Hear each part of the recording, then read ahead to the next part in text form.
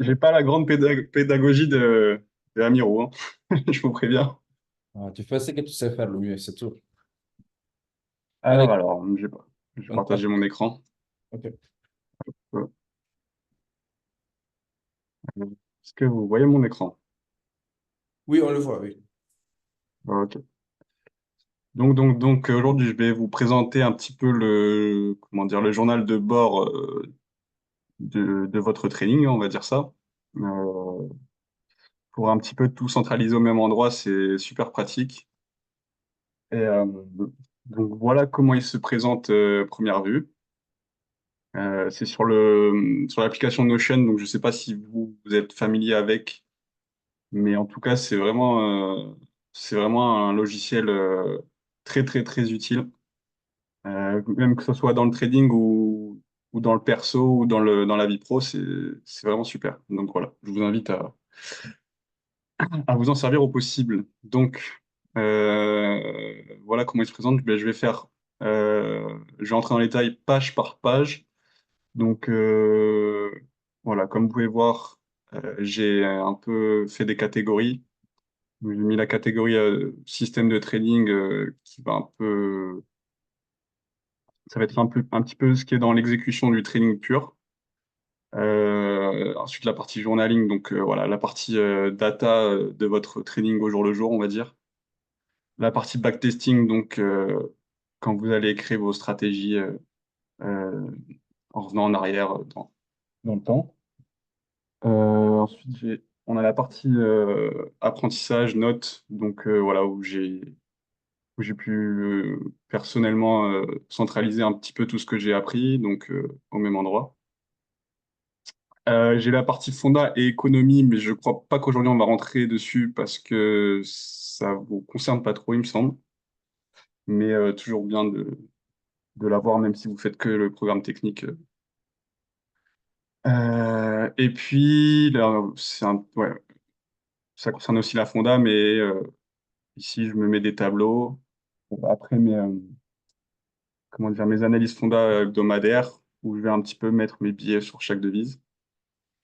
Voilà. En bas, j'ai fait un tableau où chaque semaine, je vais mettre toutes les news économiques qui vont m'intéresser, que je vais regarder. Comme ça m'évite de. Enfin, j'ai juste à ouvrir mon Notion et regarder les heures et savoir ce qui va arriver dans la journée.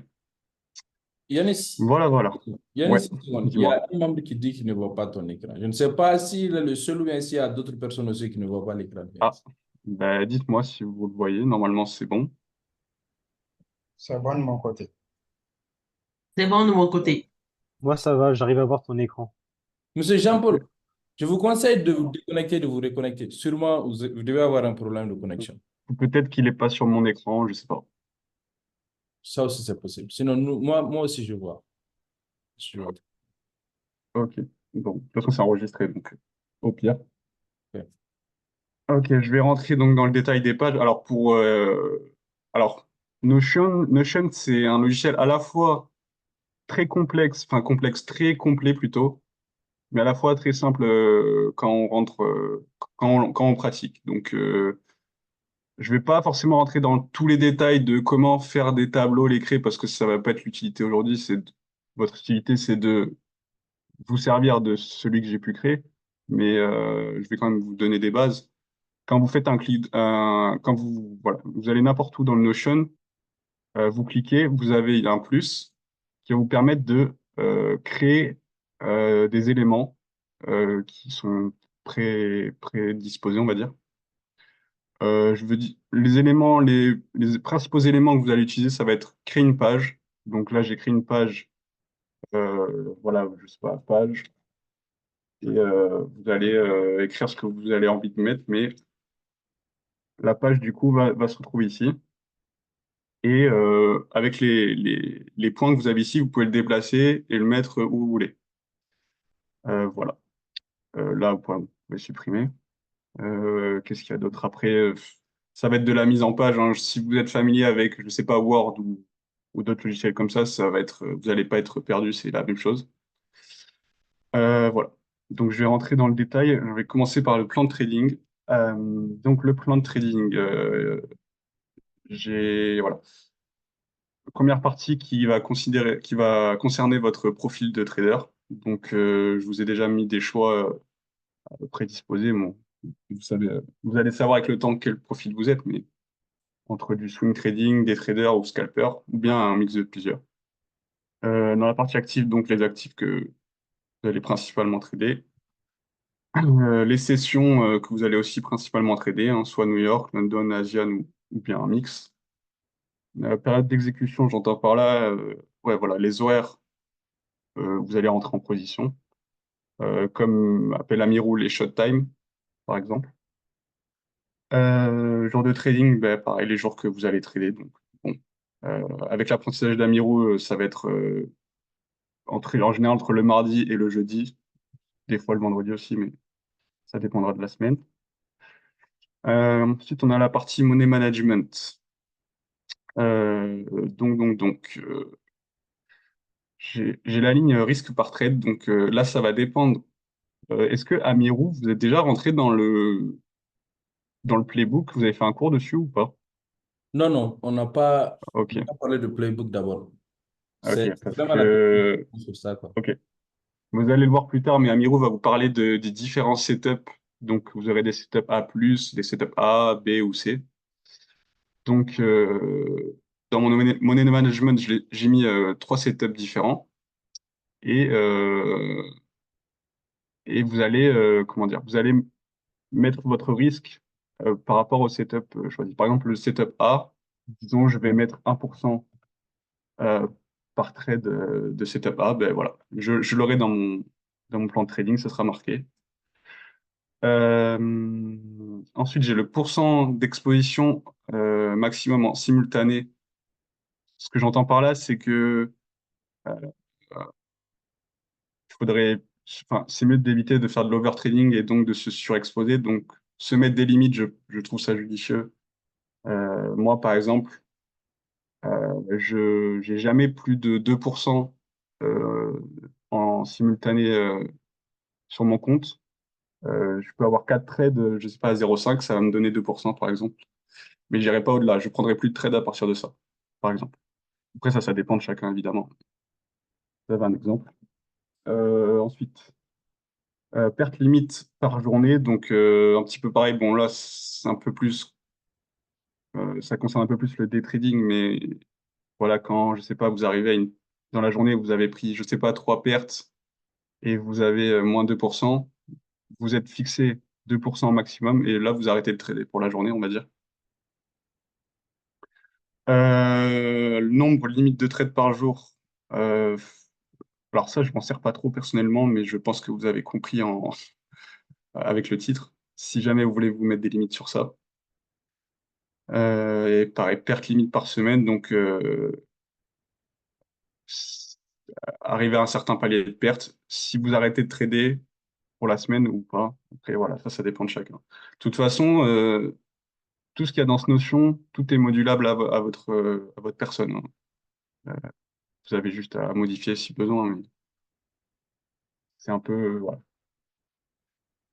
Ensuite, j'ai la partie trade management. Donc voilà, comme j'ai écrit, donc la gestion de vos trades en cours. Par exemple, si vous mettez des BE ou si vous gérez plusieurs trades en même temps, ou voilà, d'autres choses du style, je sais pas, les trailing stops, ou, voilà, ça dépend du trading de chacun évidemment. Mais voilà, c'est la gestion des trades que vous avez en cours. Il y en a qui, moi, c'est ce que je fais, Amir aussi, il me semble, on fait un peu du set and forget, donc voilà, on lance le trade et voilà, advienne ce que pourra. Mais il y a des gens qui sont plutôt dans la gestion active, donc vous pouvez vous noter ça ici. Ensuite, le drawdown management, donc bah, comme ça l'entend, voilà, comment vous gérez les périodes de drawdown du capital dans votre trading. Donc, imaginons, je sais pas, vous avez une série de pertes de 5 trades. Est-ce que arrivé à un certain moment, vous allez euh, comment dire, modifier les risques par trade, peut-être prendre moins de risques ou autre. Voilà. Ensuite, j'ai mis une partie, donc objectif court terme. Moi, j'essaie de me fixer un petit objectif mensuel et annuel, mais ça dépend de chacun aussi. Voilà pour la partie plan de trading. Je ne sais pas si vous posez des questions en même temps, je ne sais pas trop, mais je regarde. Posez des Ah, questions. Posez des questions.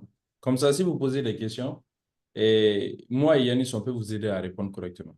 Si vous avez des J'ai vu questions. que j'ai vu qu'Ousmane, il n'entendait rien, je ne sais pas si, si c'est juste lui, mais bon.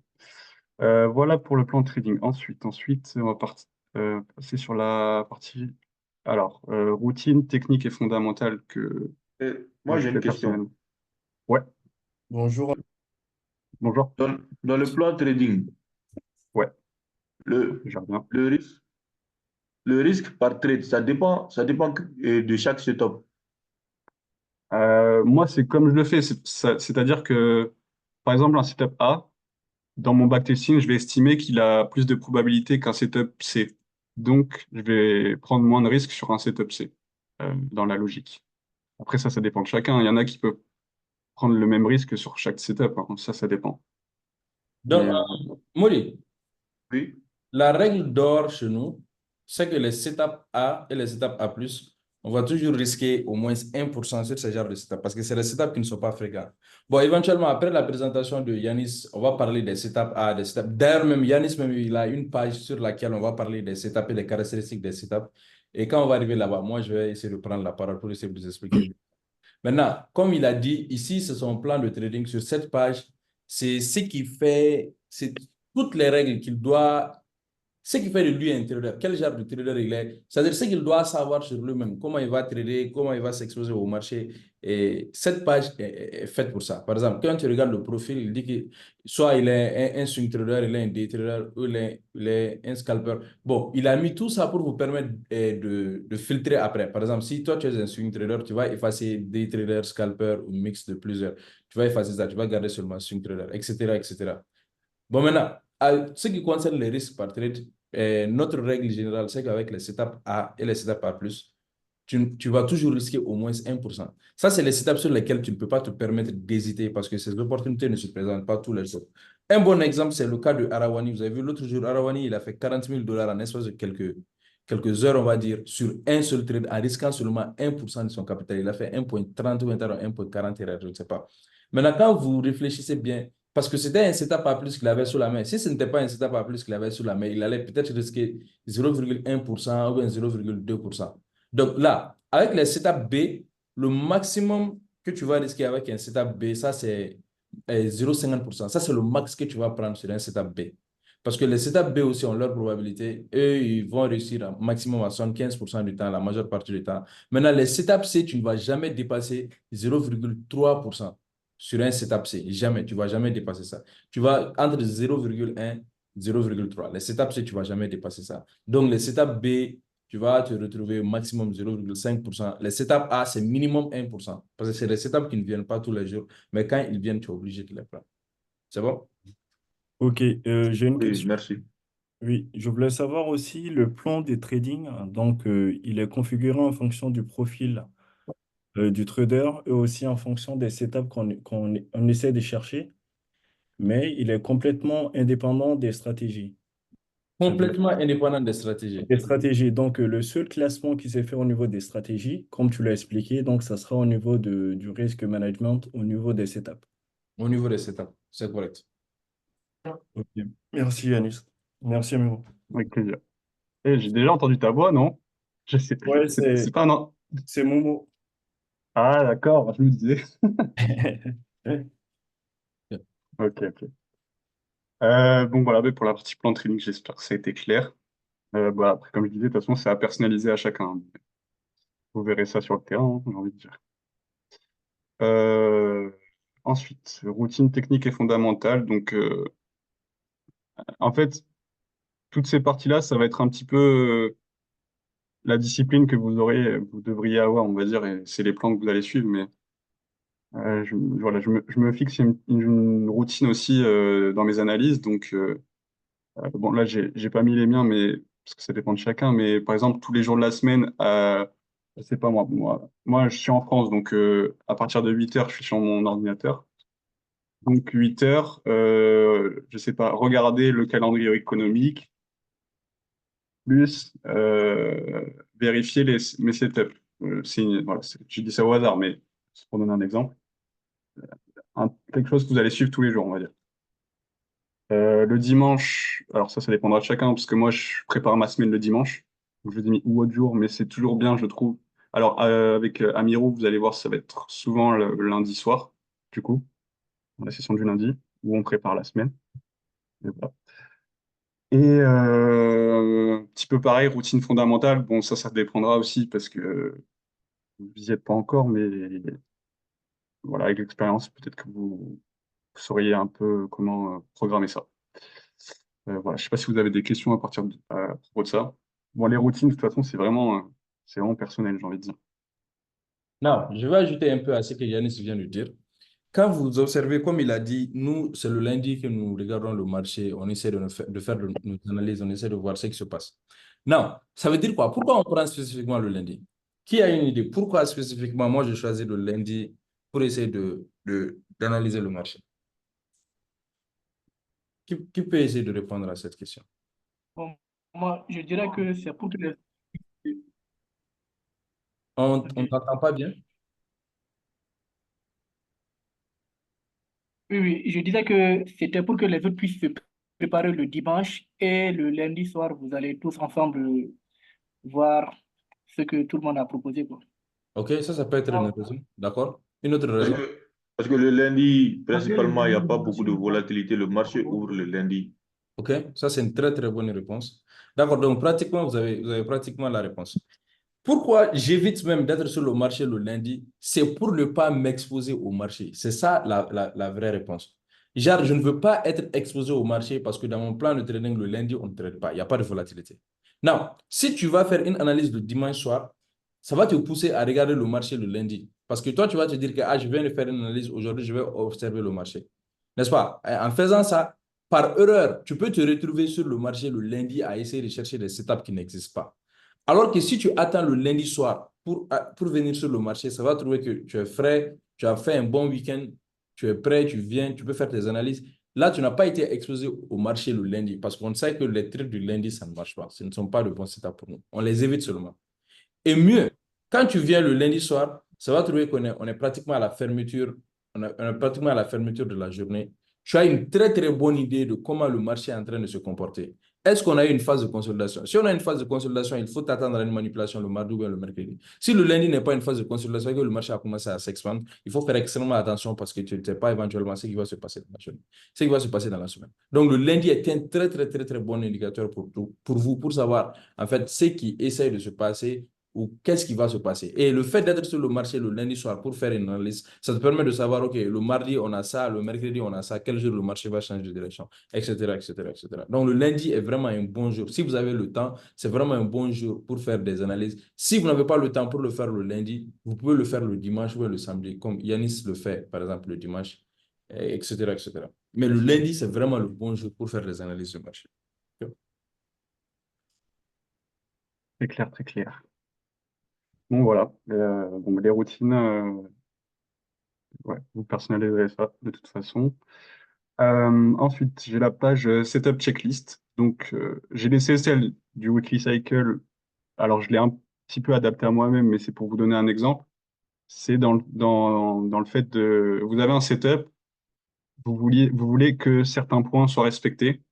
Donc, moi, je me fais une checklist et bon, moi, je l'ai affiché sur mon tableau au-dessus de mon PC, donc je l'ai devant les yeux.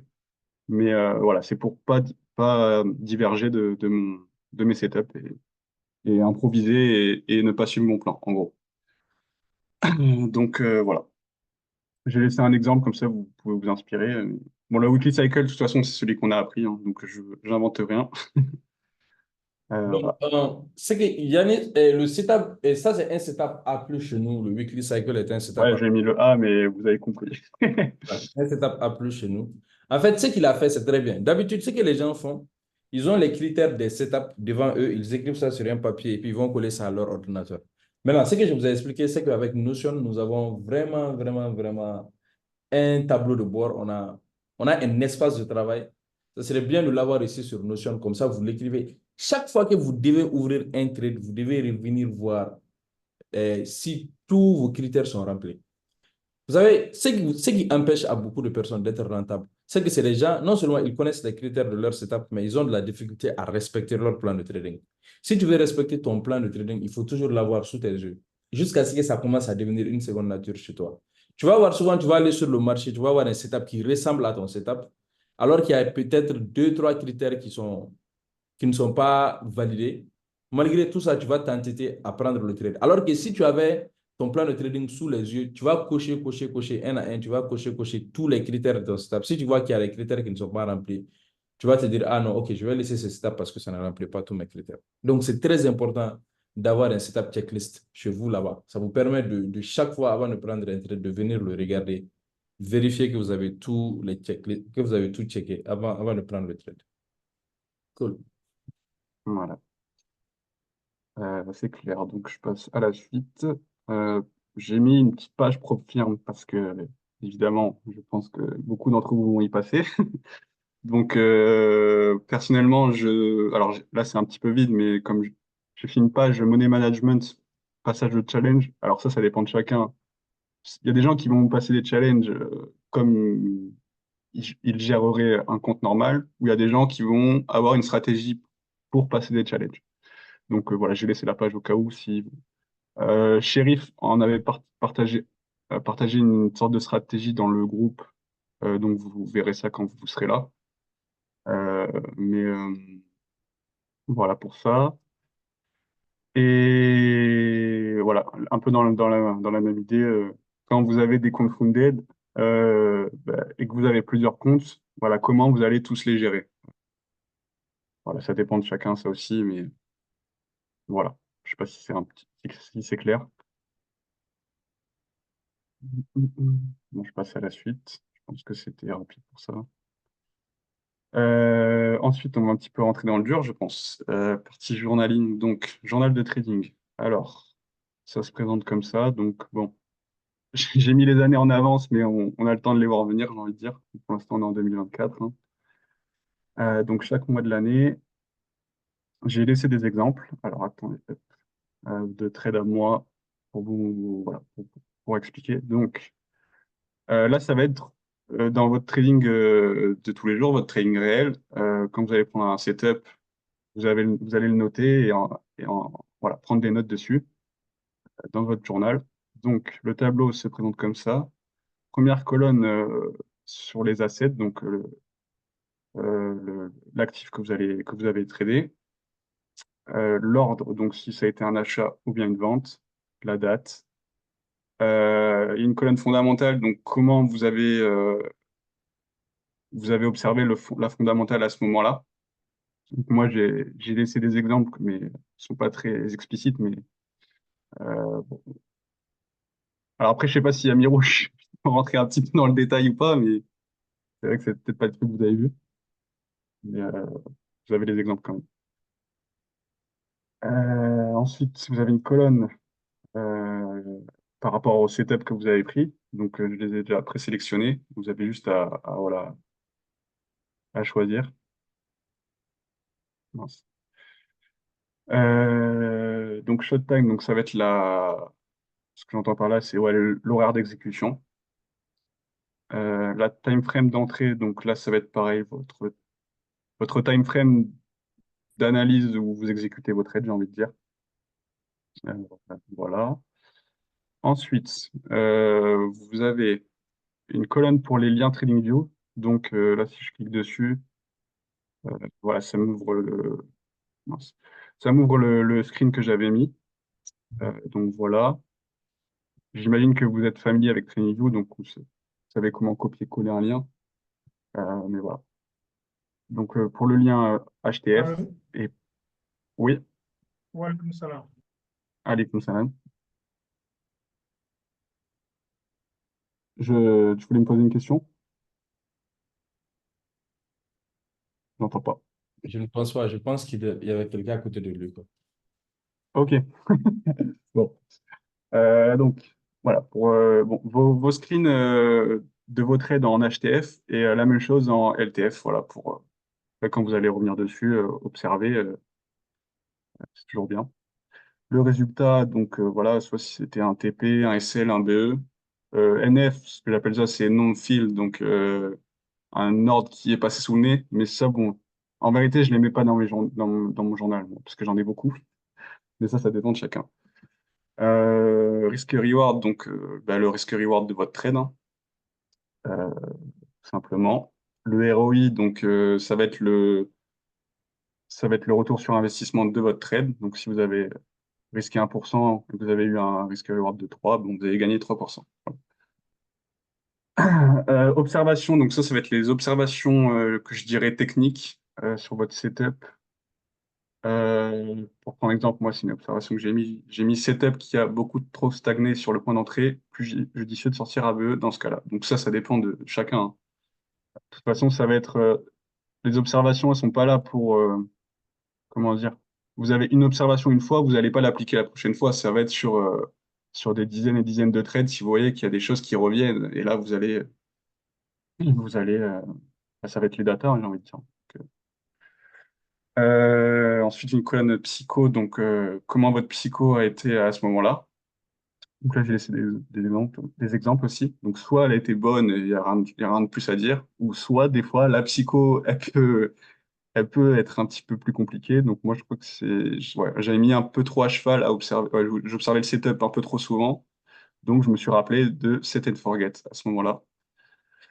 Voilà pour le journal de trading. J'aimerais toucher un peu l'aspect fin, fiscaux là.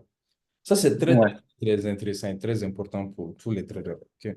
Par exemple, imaginez si tu es dans un gourmet tout de suite là.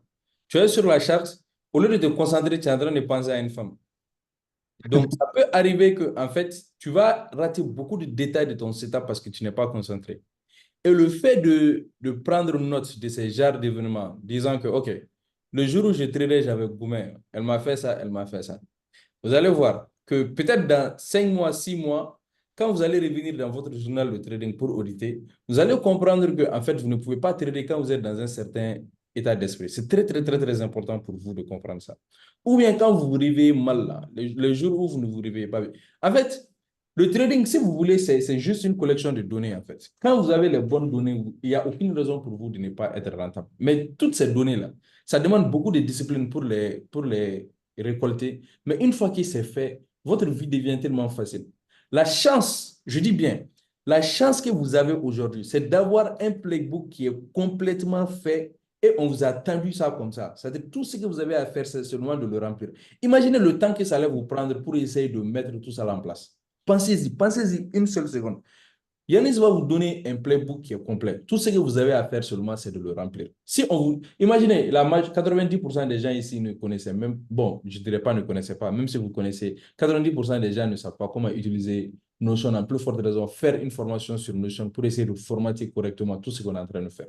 Par exemple, quand tu viens à la partie où Yanis a mis Setup A là, quand vous êtes en train de remplir votre playbook, il suffit de cliquer sur Setup A, là où se trouve les setups là. Yannis, clique sur. Ouais. Là, Ouais. tu peux seulement choisir si c'est un setup B, un setup C. C'est déjà formaté pour toi. Tout ce que tu dois faire, c'est de juste sélectionner. Donc, créer le playbook prend énormément de temps. Ça peut vous prendre des semaines. Si vous êtes quelqu'un de discipliné, vous pouvez faire ça en une semaine. Ou bien, mais néanmoins, si on vous donne ça comme ça, tout ce que vous avez à faire, c'est seulement de le remplir. Donc, vous ne pouvez pas vous amuser avec quelque chose qu'on vous donne comme ça. Ça va changer votre vie.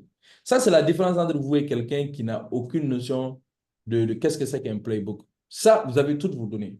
Même votre mentor ne peut pas vous, il ne peut pas vous dire des choses qui ne sont pas dans votre playbook. Si toi, tu as audité, par exemple, un setup pendant une très longue période de temps et tu viens me le présenter, tu as tes données, tu as tes stats, et moi, j'essaie de te dire, ah non, je ne suis pas... Mais tu me montres seulement les données. Est-ce qu'on peut combattre les données?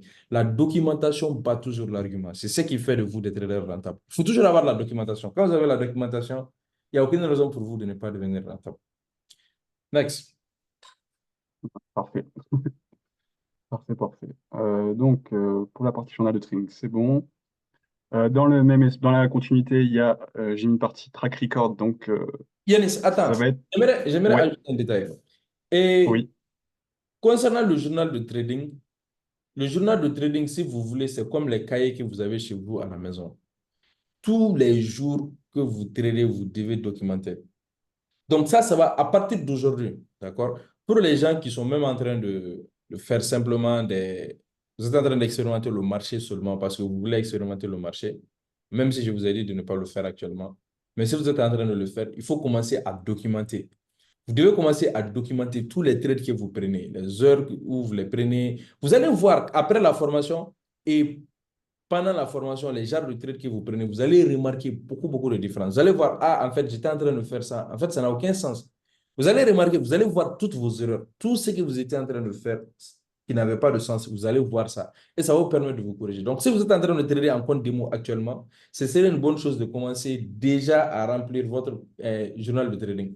Parce que de toutes les manières, ça ne change rien. Le journal de trading est différent du playbook où vous allez développer des setups A+, des setups B ou bien des setups C. Le journal de trading dit seulement ce que vous êtes en train de faire.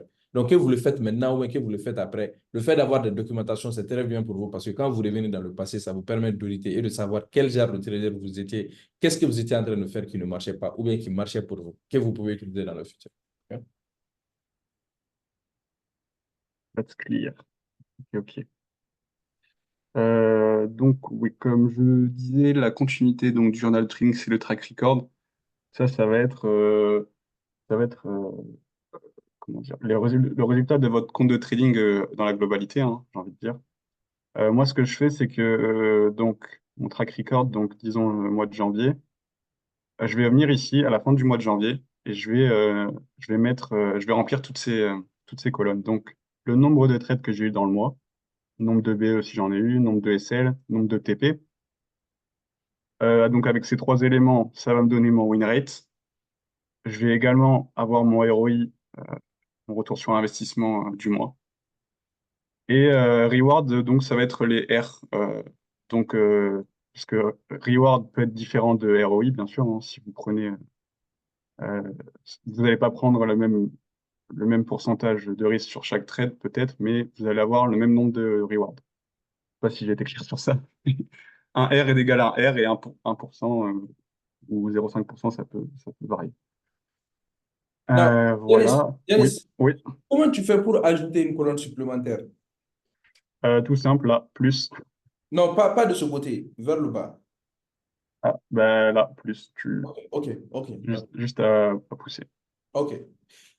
Posez des questions. Si vous avez des questions à poser à Yanis, vous posez des questions. Ne le laissez pas partir aujourd'hui sans comprendre comment il est en train de faire cette affaire-là. Bonjour tout le monde. Bonjour. Yanis, oui, tout à l'heure, tu as dit que quand tu mets le BE, le SL, le TP, le win rate se calcule directement. C'est déjà une formule qui est Alors, non, il ne se calcule pas directement. Alors, Notion, comme je disais, c'est très complet.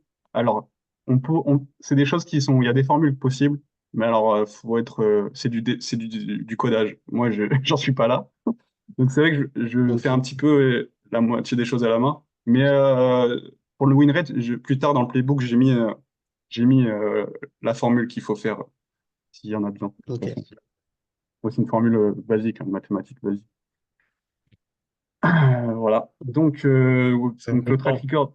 Yannick, j'ai une question. Et comment tu fais pour dupliquer une page, par exemple? Là, janvier. Ouais, bonne question. Janvier, bah, alors clic droit, duplicate, tout simplement.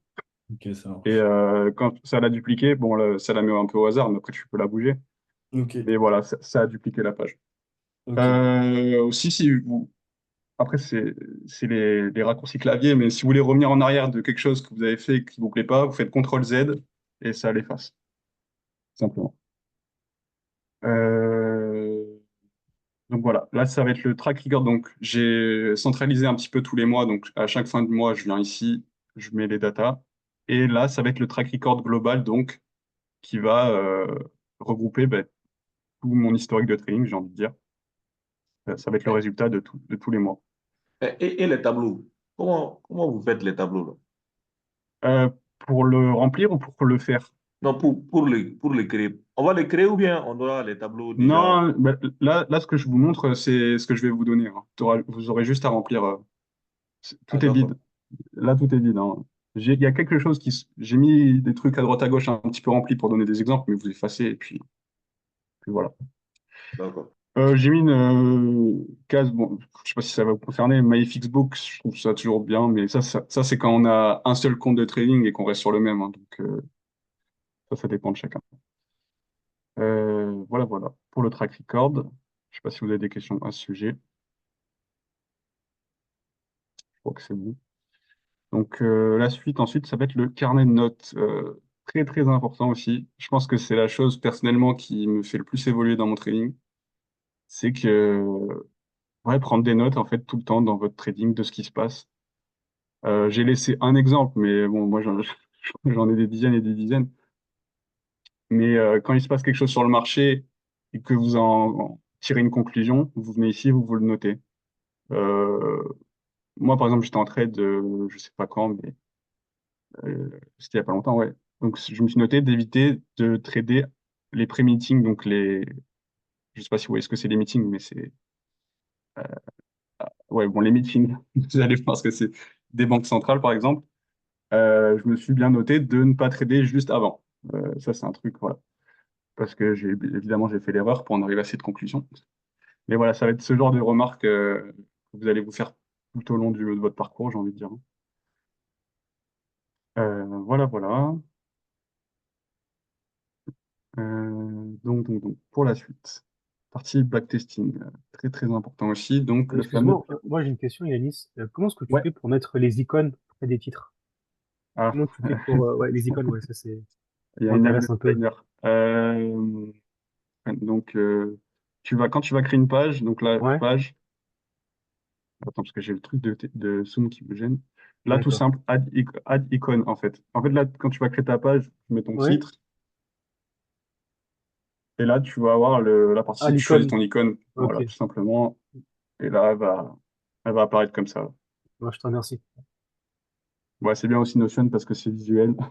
Ouais, On c'est est, on joli. est, cont- on est content d'être sur un truc propre, quoi. Ça, c'est vrai. Ah, merci. Ouais, avec plaisir. Donc, la partie backtesting, la partie playbook, le fameux playbook. Alors, j'ai fait une partie. Alors, là, ça va être la partie. Alors, je ne sais pas si Amiro, vous êtes rentré sur le backtesting ou pas. Non, Vous en avez j'aimerais parlé un petit peu. Ok. d'abord, avant de toucher le truc de playbook là, Yannis, je ne sais pas si on peut te retenir encore un peu longtemps, le temps que je rentre dans les détails, expliquer quelque chose. À partir Non, vas-y, hein.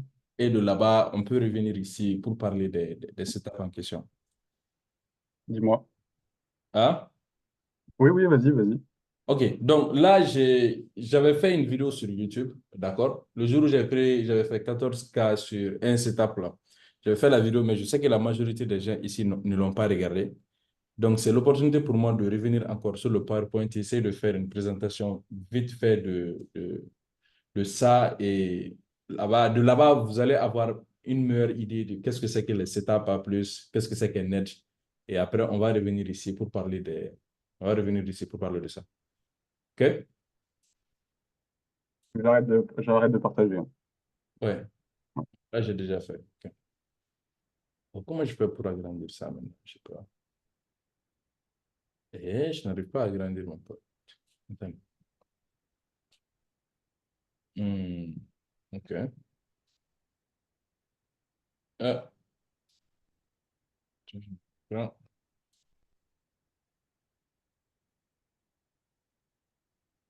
animation sur Slideshow. OK. Je ne sais pas si vous voyez mon écran. Vous voyez lequel? Vous voyez celui seulement avec une seule page ou bien vous voyez l'autre là en bas aussi, on a les autres slides qui sont en bas. Vous voyez lequel? Une Non, seule page. t'es sur la Une seule présentation. page.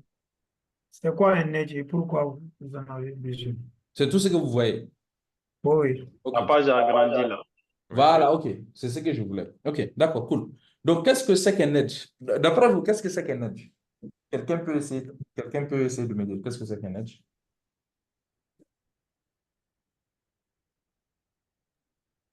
Moi, je peux essayer. OK, je t'écoute. Alors, je dirais qu'un edge, c'est peut-être une info ou tout avantage qu'on a à sa disposition et que les autres n'ont pas, quoi, qui peut nous aider pour qu'on ait un avantage non négligeable sur les autres Exactement. intervenants. Ça, c'est un edge. Et ça, c'est exactement la définition d'un edge. OK, ça, c'est exactement la définition d'un edge. Ouais, c'est bien. Donc là, moi, euh, J'ai une citation de Paulo Coelho, je ne sais pas si vous le connaissez, c'est celui qui a écrit le livre L'Alchimiste, là. C'est un Brésilien, je crois. Le gars, il est très, très, très, très bien. Si vous avez la chance de lire ce livre, je vous conseille de le faire. Surtout ce livre-là, de Alchimiste. Ça va énormément, énormément vous aider dans la vie à comprendre beaucoup de choses aussi, également. Donc, dans une de ces citations, OK, il dit que la chance du débutant existe parce que la vie veut que vous réalisiez vos rêves les plus élevés. Elle vous donne donc un avant-goût de la réussite dès vos débuts pour vous encourager à continuer. Maintenant, ça, c'est facile à comprendre parce que la majeure partie des gens ici, l'autre jour, on était en train d'écouter Bertin quand il était en train de nous expliquer qu'avec ses amis, eux, voilà, ils étaient dans l'IA mal. Après, ils ont commencé à ouvrir des comptes de trading. Il y en a même parmi ses amis qui ont fait peut-être de l'argent et après, ils ont commencé. Bertine, tu as dit que toi-même, tu avais fait combien? Une fois, là, je ne sais pas, j'ai oublié. Moi-même, j'avais fait 3000 une fois. 3000 D'un une coup. fois.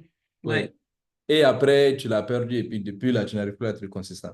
Ça, Ouais. on appelle ça la chance du débutant, en fait. Et ça existe. Et ça existe également dans le trading. Il peut arriver qu'au début de ta carrière de trading, tu tombes sur quelque chose comme ça, tu fais de l'argent, maintenant ton cerveau commence à s'ouvrir. Parce que tu te dis, ah, si j'ai pu faire ça une fois, et si j'arrivais à faire ça tout le temps, et si seulement en faisant seulement ce petit effort, j'arrive à réaliser ça.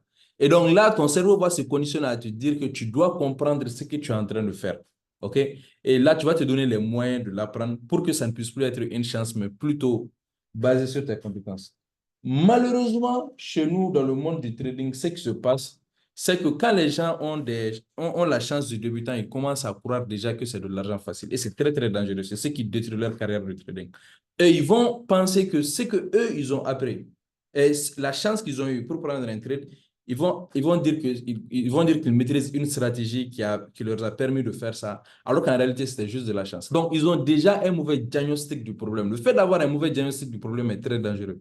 Donc, la majeure partie des gens commencent à trader sans avoir un edge sur le marché, en se disant qu'ils ont une stratégie. Quand ils gagnent de l'argent, ils vont attribuer ça à leur stratégie. Et quand ils perdent de l'argent, ils vont attribuer ça à la chance. Et ils vont dire que non, c'est juste un problème de psychologie. Et c'est ce qui est très, très dangereux. Non, Joma Diakité, je pense que ça, c'est une session qui va beaucoup t'intéresser. Déjà, je t'avais déjà dit d'aller regarder la vidéo. Je ne sais pas si tu l'as fait. Mais éventuellement, je pense qu'avec avec ce cours, ça va être encore mieux. Okay? Non, maintenant, Oui. comme j'étais en train de le dire tout de suite, beaucoup de traders pensent que leur échec est dû à un problème de psychologie et de mauvaise gestion de risque. La vérité est que la majeure partie des traders n'ont aucun aide. Ils n'ont pas d'aide sur le marché. Eux, ils sont seulement sur le marché. Ils vont aller sur YouTube, ils vont regarder des vidéos, ils vont voir supply and demand, ils vont commencer à expérimenter ça sur le marché en pensant que c'est un aide. Ils n'ont pas de données, ils n'ont rien, pas testé, rien du tout. Ils se lèvent seulement, ils vont sur le marché parce qu'ils ont vu quelque chose sur YouTube, ils vont aller l'expérimenter. Ça, c'est très dangereux. Vous ne pouvez pas avoir de longévité sur le marché si vous n'avez pas de données. C'est impossible. Donc, lorsqu'ils traversent une période de winning strike par hasard, ils qualifient leur trade gagnant d'être. Et ça, c'est quelque chose qui nous est arrivé durant la période de bull run, quand on était, au moment où moi, j'ai commencé à m'intéresser aux cryptocurrencies. Tout ce qu'on achetait faisait de l'argent. Donc, moi, j'ai pris un compte de $500 et avec le temps, j'ajoutais un peu les $1000, les $1200. Je l'ai amené au dealer. Pratiquement, mon portfolio était en train de flotter pratiquement à plus de $180 000. Un investissement de $500 de départ qui flottait juste à plus de $180 000. Je n'avais absolument aucune compétence. Seulement, j'étais du bon côté du marché. Tout ce que j'achetais marchait. Tout ce que j'achetais marchait. On pensait qu'on était des experts, mais alors qu'en réalité, c'était juste de la chance. On était juste du bon côté du marché. Tout ce qu'on achetait marchait. Et quand on était rentré dans la période de bull run, nous, on ne le savait pas. Et c'est là qu'on a compris qu'on ne connaissait rien en réalité. Parce que là, dans un bull run, tout ce que tu achètes tombe. Rien ne monte. Ça ne fait que tomber, tomber, tomber. Et tout l'argent que j'avais à gagner dans les cryptos, j'ai finalement fini par tout perdre parce qu'en réalité, je ne comprenais pas ce que j'étais en train de faire. Et si tu n'arrives pas à faire un bon diagnostic de ton problème, c'est très dangereux. Tu vas être dans ce cercle vicieux 5 ans, 6 ans, 10 ans. C'est pourquoi vous voyez des traders qui ont fait 10 ans dans l'industrie, ils ne sont toujours pas rentables. Ou bien il y en a qui font 5 ans, ils ne sont pas rentables. Alors qu'il y a des gens qui viennent dans l'industrie, 1 année, 2 ans, ils commencent déjà à avoir des résultats. La différence se trouve au niveau de l'aide. Quand vous avez un aide sur le marché, vous pouvez être rentable. Si vous n'avez pas d'aide, il n'y a absolument rien à faire. Non. Maintenant, la meilleure façon de vous expliquer cela encore une fois. Donc, j'ai pris l'exemple des maisons. D'accord? Si vous avez un mauvais soubassement, OK? Vous construisez la maison sur un mauvais soubassement. à un moment donné, forcément, votre maison va tomber. Okay? Si vous avez fait des soubassements pour pouvoir tenir une seule étage et vous partez construire 3 étages, la maison va tomber. Et quand la maison va tomber, vous allez croire que non, le problème, ce sont les murs, c'est le toit qui n'a pas été bien fait, alors que le problème se trouve au niveau du soubassement. Donc, vous ne pouvez pas négliger le soubassement. Maintenant, les deux vont de pair. Même si tu as un bon soubassement, si la construction n'est pas bien faite aussi, la maison va tomber. Donc, peu importe à quel point le toit et le mur sont bien construits, votre structure ne tiendra pas debout parce que vous n'avez pas fait un bon soubassement. D'accord? Maintenant, la meilleure façon d'illustrer ça, je vais prendre cet exemple-là pour vous. Il faut que ça rentre dans votre système une bonne fois pour toutes. Non. Vous avez vu la majeure partie des gens qui ont commencé à trader, par exemple, avec les comptes propres firmes, etc., etc. Malgré que je vous ai dit de ne pas le faire, vous êtes parti de le faire. OK? Ça, ce n'est pas un problème. Mais j'espère qu'aujourd'hui, vous allez comprendre ça, en fait. Voici ce à quoi vous ressemblez quand vous êtes sur le marché. Actuellement, à l'instant T où je vous parle, voici comment vous êtes. Vous essayez de mettre le chariot avant le cheval. Ça ne se fait pas. Parce que le cheval, c'est comme l'aide que vous avez et le chariot, c'est comme votre psychologie et votre gestion des risques. Si vous mettez le cheval en arrière, vous n'allez partir nulle part parce que c'est vous qui commandez le cheval. Ce n'est pas l'inverse. Vous ne pouvez pas être devant et laisser le cheval derrière. Voici l'illustration. Votre cheval doit être de l'autre côté pour que vous puissiez manier votre cheval, vous puissiez faire tout ce que vous voulez. Vous savez là où vous allez partir. Mais si vous mettez le cheval derrière, votre psychologie n'est pas ce qui va vous rendre rentable. Vous devez avoir un edge d'abord sur le marché avant que la psychologie et la gestion de risque ne puissent vous aider à devenir des traders rentables. Okay? Non, dans le contexte des marchés financiers, encore une fois, comme vous venez de me l'expliquer, un edge fait référence à une stratégie ou une approche de trading unique qui donne à un trader ou à un investisseur le potentiel de battre régulièrement le marché ou d'autres participants du marché. Avoir un edge signifie disposer d'une méthodologie ou d'informations permettant de réaliser des trades ou des investissements plus rentables qui ne seraient obtenus par hasard ou sans tel edge. Sans edge, vous pouvez avoir la chance de faire de l'argent sur le marché, mais ça ne serait pas pérenne parce que le problème, c'est que ça va finir par vous rattraper dans le futur. D'accord? Et avoir un edge vous permet en réalité d'avoir cet avantage-là sur le marché. Maintenant, il y a plusieurs types d'edge. On a beaucoup de types d'edge dont nous allons explorer éventuellement tout de suite. D'accord? Le premier type d'edge que nous avons, ça va être un edge informationnel. OK? Donc, les traders ou investisseurs peuvent avoir accès à des informations privilégiées ou exclusives qui ne seront pas largement connues sur le marché, leur permettant de prendre des décisions éclairées avant que l'information ne devienne publique. Non. Si vous vous référez un peu au type de setup que moi j'ai l'habitude de vous donner sur le canal public, quand je parle d'un setup à plus, et ça c'est un edge technique, d'accord, c'est vrai, mais en termes d'edge fondamental, vous allez voir que souvent, je vais vous dire, OK, je pense que le dollar va être haussier ou le dollar va être baissé. Ça, c'est un edge informationnel. C'est-à-dire que j'ai fait mes recherches, j'ai mes données sous la main, je sais ce à quoi je dois m'attendre et quand ça se passe, je suis déjà prêt. Par exemple, un autre exemple, c'est quoi?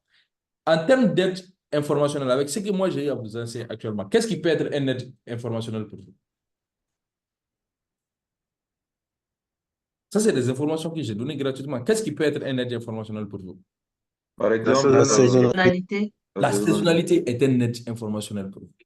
Non, 95% des traders que vous connaissez dehors ne savent pas comment utiliser la saisonnalité, ni ne savent comment le mettre dans le contexte du marché.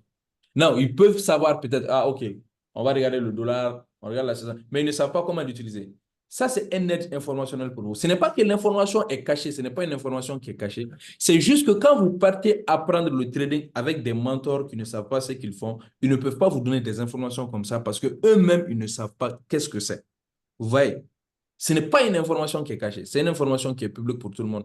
Mais sauf que eux-mêmes, ils ne savent pas comment l'utiliser. Donc, ils ne peuvent pas vous donner des informations comme ça. Avoir un net informationnel est très important pour vous. Quand vous connaissez la saisonnalité d'une paire, vous savez dans quelle direction la paire a tendance à partir dans un mois spécifique. Vous avez un net informationnel sur le marché. Ça peut vous permettre de vous positionner dans le bon sens du marché ou bien d'éviter tout simplement de trader quand le marché ne va pas dans le sens souhaité. D'accord? Donc, ça, c'est le premier type d'edge que vous avez sur le marché. On a un edge informationnel. Okay? Le deuxième type, on a un edge analytique. Donc, certains individus ou organisations peuvent posséder des outils d'analyse de données avancés, des algorithmes ou des modèles qui leur permettent d'identifier des motifs, des tendances ou des anomalies sur le marché que d'autres pourraient négliger. Ça peut être aussi un edge technique, si vous voulez. Généralement, vous allez voir les gens qui utilisent des patterns. Je ne sais pas si vous connaissez l'harmonic scanner de AML. Ceux qui ont été dans l'industrie depuis assez longtemps, vers les années 2000, entrant dans la période de Covid, beaucoup de personnes ont commencé à s'intéresser au trading. Et c'est durant cette période que AML est devenu vraiment, vraiment, vraiment populaire. Et AML, c'est une compagnie qui fait du MLM dans le trading. Donc, ils vont vous donner des trucs qu'ils appellent les harmonic scanners qui vont scanner le marché pour vous.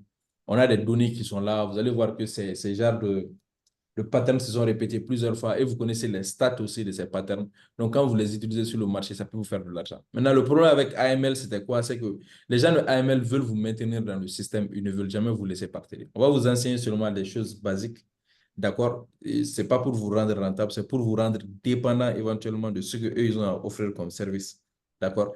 Mais c'est un modèle qui peut marcher pour vous si vous prenez le temps de bien comprendre comment leur algo fonctionne et comment l'utiliser proprement. Parce que c'est surtout ça aussi le problème. Si moi, je rentre dans AML tout de suite, je vais essayer de recruter mes amis et moi-même, je n'ai aucune connaissance du logiciel en question. Je vais t'amener chez mon mentor, alors que mon mentor aussi, sur moi, lui, il est plus axé sur comment faire rentrer les gens dans AML que de trader. Donc, ça aussi, c'est un grand problème. Mais éventuellement, c'est des choses qui peuvent marcher. Si vous savez comment les utiliser, vous pouvez faire beaucoup d'argent avec. In fact, pour la petite histoire, vers 2016 ou 2017, je crois, moi, j'ai eu la chance de participer à une conférence de AML aux États-Unis, à Houston, Texas. Et j'étais très, très sceptique au début. Mais vous savez, la dame qui était assise juste à côté de moi, elle avait un compte de 1 million de dollars. Elle avait fait un bénéfice de, je ne me rappelle pas si ce n'est pas un truc de 700 000 dollars sur un compte réel. Ce n'est même pas un compte démo, c'était un compte réel. Et c'était ce jour-là, c'était le déclic pour moi pour dire que non, il faut que je rentre dans AML. Parce que moi, j'étais dans... Là, je n'avais pas compris que, en fait, il y a des gens qui sont là seulement pour faire le marketing et qui ne vont pas vraiment m'enseigner comment faire le trading. Mais j'ai vu la preuve concrète qu'il y avait des gens qui faisaient énormément d'argent dans AML qui n'était pas seulement le côté marketing. Et c'est ce qui m'avait poussé à rentrer dedans à l'époque. D'accord? Mais éventuellement, comme tout le monde, tu finis par redescendre sur terre et comprendre que ces gens ne vont pas vraiment t'aider. C'est à toi de te débrouiller pour devenir, pour être le trader que tu veux être. Quoi. Donc, on a cet aspect-là, on a ce edge analytique. Tout le monde ne peut pas le faire. Maintenant, les gens qui étudient les données peuvent faire des choses comme ça. Non, même avec le playbook, vous pouvez arriver à un moment donné où vous allez pouvoir, les gens qui vont s'intéresser à faire des algos, tout ça, vous allez pouvoir faire des choses comme ça. Mais bon, restons concentrés d'abord. Non, on a un edge en stratégie de trading. C'est là où on va parler des... Comment on appelle ça? C'est là où on va commencer à parler des systèmes. On va parler des setups A+, des setups B, des setups C, etc., etc. Ça, c'est ce que vous allez comprendre du marché. Il y a plusieurs façons de le faire. Hein. Je vais vous montrer un tableau dans lequel on fait pour faire sortir comment on fait pour faire sortir les systèmes de trading. D'accord? Vous allez voir que vous allez backtester. Ça va être le fruit de vos backtests. D'accord? Vous allez prendre des données sur 5 ans, vous allez les auditer, vous allez essayer beaucoup de choses pour finir par trouver un edge technique sur le marché. Ça peut être des stratégies de support-résistance, ça peut être des stratégies de supply and demand, ça peut être Wyckoff, ça peut être n'importe quoi. Ça peut être des prises de liquidité, n'importe quoi. Tout ce que vous avez sous la main, si vous backtestez sur le temps et que ça vous donne quelque chose de positif qui peut être rentable à long terme, c'est quelque chose que vous pourrez utiliser. Non. 90% des traders ne vont pas faire ça. Ça peut ne pas être. Ça va concerner spécialement les gens qui font l'analyse fondamentale. C'est pourquoi les gens qui font l'analyse fondamentale vont avoir des résultats plus vite que ces gens-là. Pourquoi? Parce que là, on a des données qui sont là sous la main, qui vont agir sur le marché en temps réel. Alors que ces gens doivent faire un travail qui va leur prendre au moins 6 mois, 7 mois, des fois même 2 ans avant d'avoir un edge technique sur le marché. Alors que ça, c'est très, très rapide. D'accord? Mais ça, en réalité, si vous arrivez à faire ça, c'est fini. Le gap entre quelqu'un qui devient un trader rentable et quelqu'un qui va rester dans la zone grise tout le temps, soit tu es un trader break-even ou tu es un trader qui perd de l'argent, pour devenir rentable, ça, c'est le travail que tu dois faire. Ce travail-là, tout le monde ne va pas le faire. Vous allez rencontrer 95% des traders, ils vont vous dire qu'eux, ils n'ont pas de données. Ils n'ont pas backtesté. Et c'est en faisant ça que vous devenez des traders rentables. D'accord? Et donc, nous, en termes de setup, ça, je vais vous montrer comment on le fait. Déjà, on a un setup à plus que je vais partager éventuellement avec vous à la fin du programme que vous allez utiliser en temps réel avec le marché et vous allez me voir l'utiliser également sur le marché quand les opportunités vont se présenter. Vous allez comprendre comment je lis les narratifs, comment on fait pour faire sortir les setups. D'accord, on va faire ça ensemble. D'accord. Maintenant, ça, on ne va jamais le toucher parce qu'on n'est pas, on a ni les moyens et d'ailleurs, ni l'envie même de me mettre ici. Ça, on a un programme sur l'analyse fondamentale qui nous permet d'avoir ça. Donc, ça aussi, c'est quelque chose qu'on peut faire également.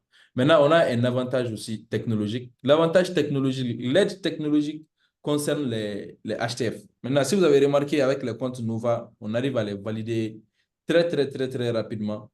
D'accord? C'est parce qu'on est en train d'utiliser un HTF. Les HTF, ce sont les robots haute fréquence là, qui permettent de trader les spreads ou bien ils vont savoir, par exemple, si tu as deux brokers, tu as le broker A, tu as le broker B, ils vont se connecter au broker A, ils vont avoir les données du broker A, ils vont savoir que le broker A vient de bouger de 2 pips et l'autre broker que vous êtes en train d'utiliser est peut-être en retard de 2 pips. Donc, ils vont exécuter des trades sur le broker qui est en retard pour pouvoir bénéficier des 2 pips là qui vont se passer. Et si vous allez remarquer, si vous avez bien remarqué, vous allez voir que les comptes qu'on valide avec les HTF, c'est très rapide.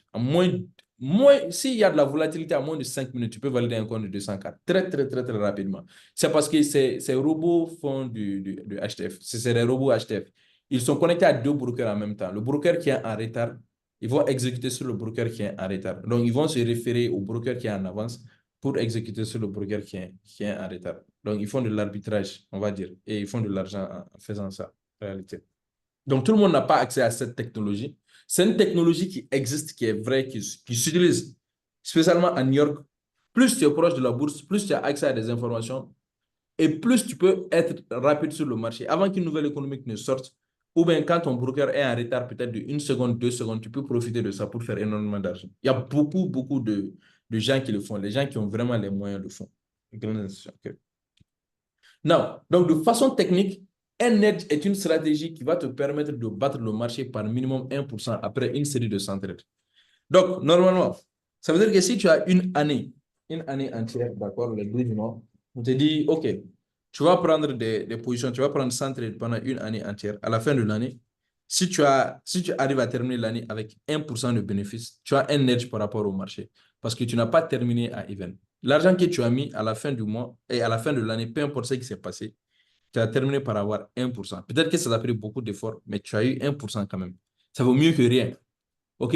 Maintenant, si tu n'arrives pas à faire 1% et que tu as fait 0%, ou bien moins 1%, ça veut dire que tu as zéro edge. Tu n'as pas d'aide sur le marché. Ceux qui ont des aides vont toujours faire de l'argent à la fin de la journée. Et généralement, on prend ça sur une série de 100 trades. On estime que 100 trades est largement suffisant pour vous dire exactement si vous avez une stratégie qui est rentable ou pas. Maintenant, si vous pouvez aller au-delà de ça, tant mieux, c'est encore super. Mais généralement, 100 trades sont largement suffisants pour vous dire si vous êtes rentable ou pas. Ça, moi, je sais, avec mon expérience personnelle et les gens que j'ai eu à former, la majeure partie des gens vont le faire, mais on aura des gens qui ne vont pas le faire. Ce travail-là, vous allez, et tant que vous ne faites pas ça, vous n'allez pas être rentable. Moi, je vous le dis, moi, je suis juste en train de vous dire. Vous pouvez dire, ah, Amirou s'est répété plusieurs fois sur cet aspect, mais je vous garantis, je le sais, je sais en avance qu'il y a des gens qui ne vont pas faire ce travail-là. Et tant qu'ils ne feront pas ce travail, ils ne vont pas être rentables. Et il n'y a rien à faire aussi. Moi, je ne peux pas changer ça. C'est comme ça que le système est. Vous ne pouvez pas changer le système. Si vous avez la chance de tomber, par exemple, en dormant, il y a des révélations que Dieu vous fait, et puis vous vous réveillez, vous venez tester ça sur le marché, ça vous donne quelque chose, tant mieux. Ça, c'est votre chance. Mais je ne pense pas si ça va arriver à quelqu'un ici. Mais bon, tant pis. Je ne dis pas tant pis. Si ça arrive, c'est bien. Mais si vous mouillez le maillot, il n'y a aucune raison pour vous de ne pas avoir des stats. Vous allez avoir les stats. Now, concernant ce slide, je l'ai fait pour que ça puisse faciliter encore une fois l'explication. Quand vous regardez ces trois personnes, on a Floyd Mayweather, OK? On va caractériser Floyd comme un setup à plus. Après, je vais rentrer dans les caractéristiques des setups à plus. Floyd, c'est un boxeur américain, OK? Qui a gagné des centaines de millions de dollars. Il a un staff qui est très bien complet. Floyd, il a fait beaucoup de combats où il ne perd pas de combat d'ailleurs. In fact, quand tu es en face de Floyd, les gens vont plus miser sur Floyd que n'importe qui parce qu'ils savent que Floyd ne perd pas de combat. D'accord? Donc, dans le contexte des marchés financiers, spécialement dans le trading, on va considérer Floyd comme un setup à plus. On sait que c'est quelqu'un, Floyd va faire 10 combats, tu es sûr à 80, tu es sûr pratiquement à 100% que Floyd va gagner au moins 9 combats. Il va gagner 9 combats et il va perdre un combat. Floyd, si je devais miser sur le boxeur, chaque fois que Floyd va se battre contre quelqu'un, sans réfléchir, je vais mettre de l'argent sur Floyd, en prenant de gros risques, parce que je sais que Floyd, c'est quelqu'un qui gagne tout le temps. D'accord? Maintenant, de l'autre côté, on a Steve. Steve, c'est un ami à moi, c'est une connaissance à moi. Steve, il fait un peu de boxe, mais il n'est pas vraiment une carrière de boxe. Il a quelques stats. D'accord? Tu vas voir que sur 10, 20 combats, Floyd, Steve va peut-être gagner 4 ou bien 5 comme ça. Donc, en fait, Steve, tu ne peux pas miser beaucoup d'argent sur Steve. Tu peux te dire, ah, j'aime bien Steve. Il a l'air d'être un bon boxeur. Il a des combats qu'il gagne, mais il y a des combats aussi qu'il perd. Souvent, quand tu le regardes, tu ne peux pas miser beaucoup d'argent sur Steve parce que tu sais que c'est insensé de le faire. Il peut perdre un combat à tout moment. Donc, il gagne des fois, mais il peut perdre un combat à tout moment. Donc, l'argent que tu vas miser sur Floyd, tu ne vas pas miser ça sur Steve. Donc, dans ce genre de cas, tu sais que Steve n'est pas un setup A+. Steve est un setup C. C dans le sens où, quand tu regardes les stats de Steve, tu sais que des fois, il gagne de l'argent, des fois, il perd, et des fois, il va te faire gagner de l'argent, des fois, il va te faire perdre de l'argent. Mais si tu as une bonne stratégie de comment faire la boxe, par exemple, on a des cotations aussi. Des fois, on peut te dire, OK, si tu risques 1, tu vas gagner 2 fois ton argent ou 23 fois ton argent. Tu peux te baser sur ces choses-là pour essayer de miser sur Steve. Mais Steve ne va pas être quelqu'un sur lequel tu vas miser beaucoup, beaucoup d'argent parce que tu sais éventuellement qu'il peut perdre de l'argent. Okay. Donc, de l'autre côté, on a moi, Amirou. Vous voyez, je suis costaud, même si ça vous fait rire, je m'en fous. Donc là, moi, je n'ai jamais fait de la boxe. OK? Je n'ai jamais boxé quelqu'un. Je ne sais d'ailleurs, in fact, la dernière fois que je suis parti essayer de la boxe, on m'a frappé. Donc, j'ai décidé de ne plus retourner là-bas. D'accord? Et donc, moi, vous n'allez jamais miser sur moi. Parce que vous savez que je ne vais pas aller me battre avec quelqu'un. Et même si je me bats avec quelqu'un, je ne connais rien dans la boxe. On va me frapper.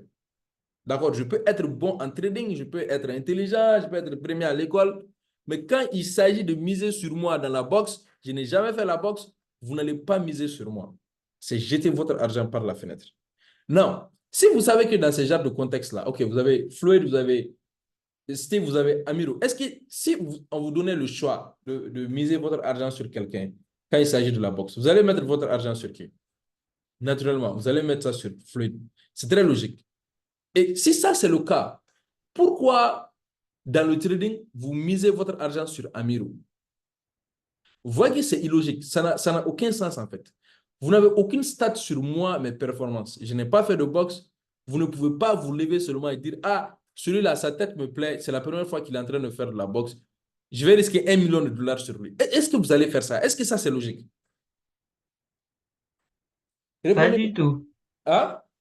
C'est pas du tout logique. Voilà, ce n'est pas du tout logique. Et si ça, ce n'est pas logique, pourquoi dans le trading, vous faites ça? Vous prenez des stratégies que vous voyez sur YouTube, vous n'avez aucune donnée sur ces stratégies. Vous risquez votre argent que vous avez gagné à la sueur de votre front sur le marché. C'est insensé. Ou même vous partez prendre des comptes profils parce qu'on les a validés pour vous. Vous partez utiliser des stratégies avec lesquelles vous n'avez aucune donnée. Ça ne se fait pas en fait. C'est illogique. Attendez d'avoir des données. Même si vous avez un setup C, au moins utilisez le setup C. Mais si vous n'avez aucune donnée, ne tradez pas. Ça n'a pas de sens. C'est limite, vous partez voir un professionnel, un trader qui est professionnel, vous lui dites que vous êtes en train de trader, il vous demande est-ce que vous avez des données de votre stratégie? Vous dites non. Il vous dit mais pourquoi tu es en train de risquer ton argent réel sur un marché quand tu n'as pas de données?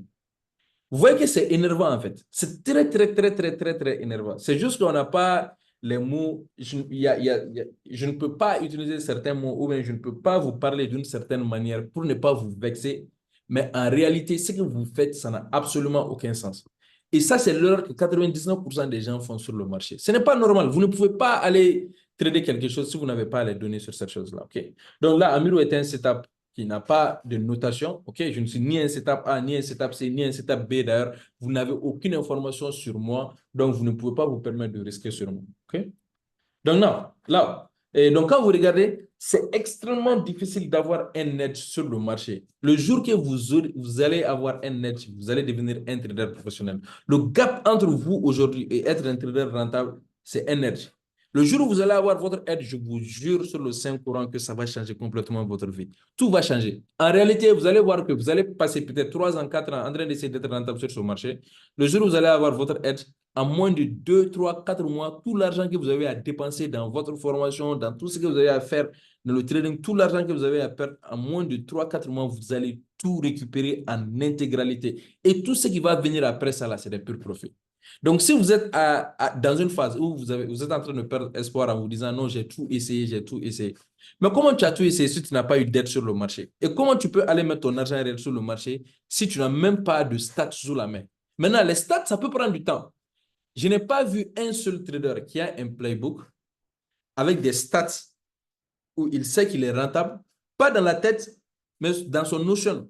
Je dis bien pas dans la tête, parce qu'il y a des gens qui pensent qu'ils sont rentables, ils pensent qu'ils connaissent tout. Ils se disent, ah non, j'ai cette stratégie qui marche, mais ma psychologie est en train de jouer avec ma tête. Si ça marche réellement, pourquoi tu n'es pas rentable? Pourquoi les gens ne se posent pas cette question? Et si tu as les données qui sont là devant tes yeux, qu'est-ce qui va t'empêcher d'exécuter sur le marché et réellement en respectant tout ton plan de trading? Soyons logiques. Si ton plan de trading, ou bien si ta stratégie que tu as backtestée avec un edge qui te dit que tu gagnes 60-70% du temps, dans ce cas, quand tu es en train de l'expérimenter en temps réel sur le marché en prenant exactement le même type de setup, forcément, tu vas faire de l'argent. C'est logique, n'est-ce pas? Ça, c'est très logique. Donc, si tu n'as pas de données, si tu n'as pas de résultats, il ne peut y avoir que 2 raisons. Première raison, soit tu n'as pas d'edge, c'est que tu as menti, tu te mens à toi-même en te disant que tu as un edge alors que tu ne l'as pas. Ou bien tu as un edge, mais tu n'appliques pas ce que tu as appris. Ou bien tu n'es pas en train d'appliquer ton playbook. Et si tu n'appliques pas ton playbook, ça, c'est un autre problème, à part. Parce que là, c'est-à-dire que toi, tu as un edge, mais tu n'es pas en train d'appliquer ton playbook. Et si tu ne fais pas ça, il y a un problème.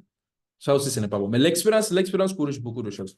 Mais d'abord, le plus important, c'est d'avoir un edge. Ça, c'est la partie la plus difficile du mentorship. Ça, je vous ai dit, je vais vous envoyer aller faire des backtesting. Ça, c'est la partie la plus difficile. Si vous ne partez pas faire ce travail-là, ce mentorship ne va pas vous bénéficier. Vous allez avoir notre setup A+, que vous allez trader, mais ça va être tout ce dont vous connaissez. Et en tant que trader, vous ne voulez pas ça. Vous voulez évoluer, être à un niveau où vous pouvez dire que j'ai fait ce travail, je suis devenu un trader professionnel moi-même. Et peu importe ce que les gens vont dire, vous avez des données que vous pouvez faire ressortir. OK? Now, je termine avec ce slide. D'accord? Donc là, quand on observe, il y a plusieurs méthodes de faire sortir un edge. OK? Chaque méthode a son plus et son moins. Donc, j'ai fait ce slide-là pour essayer de vous l'expliquer. D'accord? Donc, on a la méthode d'observation qui peut être une façon pour vous de faire sortir un edge. Donc, maintenant, on a Bertine, ça, c'est un slide que tu peux éventuellement partager avec tes amis. Ou bien, il y a le lien de toute façon, j'ai fait une vidéo sur ça sur YouTube que tu peux partager. Je leur ai demandé d'aller regarder les vidéos amis ou elles non pas, elles préfèrent aller donner de l'argent sur le marché que regarder les vidéos. Je suis fatiguée. Si quand quelqu'un n'arrive pas au fond du trou là, il peut pas chercher comment se relever. Oui. Donc, je suis fatiguée. J'ai dit, tu parles. À un moment, ne parle plus. Peut-être que quand tu vas arrêter de parler, on va t'écouter. Donc, j'ai dit qu'il y a des vidéos qu'elles peuvent regarder. Ah oui, les vidéos, machin. J'ai dit, oh là là, vous n'avez pas le temps de regarder les vidéos, mais vous êtes sur le marché H24.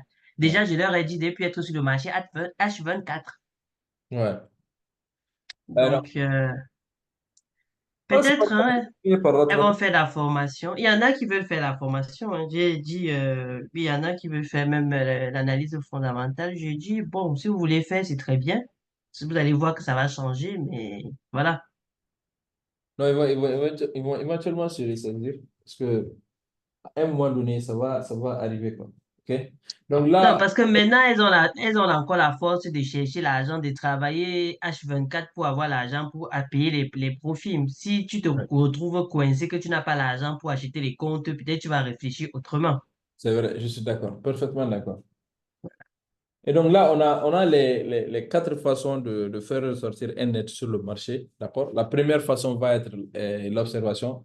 Donc maintenant, la description de ça, c'est que vous pouvez observer de façon active les patterns qui se répètent, les corrélations et le price action tous les jours pendant une longue période de temps afin d'avoir des données. En fait, moi, je le dis, les gens sont paresseux. Si tu commences à backtester 18 heures de temps par jour, tu ne peux pas faire 6 mois à backtester 18 heures de temps par jour et que tu n'auras pas de données. C'est insensé. Personne ne peut faire ça et ne pas avoir de données. Que ce soit dans le trading, que ce soit dans n'importe quelle autre discipline, quand tu fais suffisamment de temps sur quelque chose, à un moment donné, tu vas avoir des données. Tu vas commencer à réaliser certaines choses de toi-même, sans qu'on te le dise. OK? Et donc, quand tu regardes, quand tu utilises la méthode d'observation, tu peux t'inspirer, tu peux commencer à t'asseoir, regarder le marché, faire des remarques, avoir un cahier sous la main. Tu peux commencer à prendre des notes. Tu peux faire ça sur une longue période de temps si tu veux, tu peux faire ça sur 5 mois. Si tu veux, ne trade même pas, viens seulement sur le marché. Ou à la fermeture de chaque jour, viens t'asseoir, regarde ce qui s'est passé sur une paire spécifique. Essaie d'étudier la paire, essaie de voir, OK, qu'est-ce qui s'est passé. Maintenant, tu commences à récolter des données. Après 5 mois, tu vas remarquer que généralement, encore une fois, quand tu utilises notre méthodologie, tu vas comprendre que les highs et les lows sont formés les mardis ou bien les mercredis. Tu vas commencer à remarquer ça. Ça peut même être une seule donnée pour toi qui va énormément te servir dans ton trading. Tu vas commencer à récolter des données petit à petit, en observant seulement le marché pendant une longue période de temps. Tu vas avoir ça. Maintenant, l'avantage de ça, c'est quoi? C'est que tu n'as pas besoin d'être quelqu'un qui est engagé. Donc, ça peut être accessible à tous, spécialement quand le marché n'est pas volatile. Tu as le temps, tu as vraiment le temps de faire ça en fait. Si tu n'es pas quelqu'un qui est pressé, tu peux prendre le temps pour bien observer le marché. À un moment donné, tu vas commencer à avoir des données sous la main qui vont peut-être te servir. Maintenant, le problème de ça, c'est quoi? C'est que la probabilité pour que vous puissiez réussir avec ce modèle est vraiment très lente. Okay? Vous pouvez passer des années avant d'avoir des résultats et c'est très logique aussi. Donc, vous pouvez être en train d'observer le marché pendant des années et des années. Chaque jour, vous prenez des données. Mais à un moment donné, vous allez finir par avoir des données qui vont vous servir. Mais c'est lent. C'est très, très lent et ça peut vous prendre des années avant que vous commenciez à devenir rentable. Et ça, c'est la phase par laquelle beaucoup de traders sont passés. D'ailleurs, une fois, c'est qu'ils font. Si tu vois quelqu'un qui a fait plus de 15 ans sur le marché, c'est sûrement la méthode que la personne a utilisée. Vous avez ce trading-là. À un moment donné, ça devient naturel. Je ne sais pas si vous avez déjà entendu parler de ça. Quelqu'un vous dit que ça devient une seconde nature. Quand tu vois quelque chose seulement, c'est comme si tu as la facilité de savoir exactement ce qui va se passer. Ça va devenir une seconde nature. Ou bien tu as l'impression que le marché fait ce que toi, tu lui dis de faire.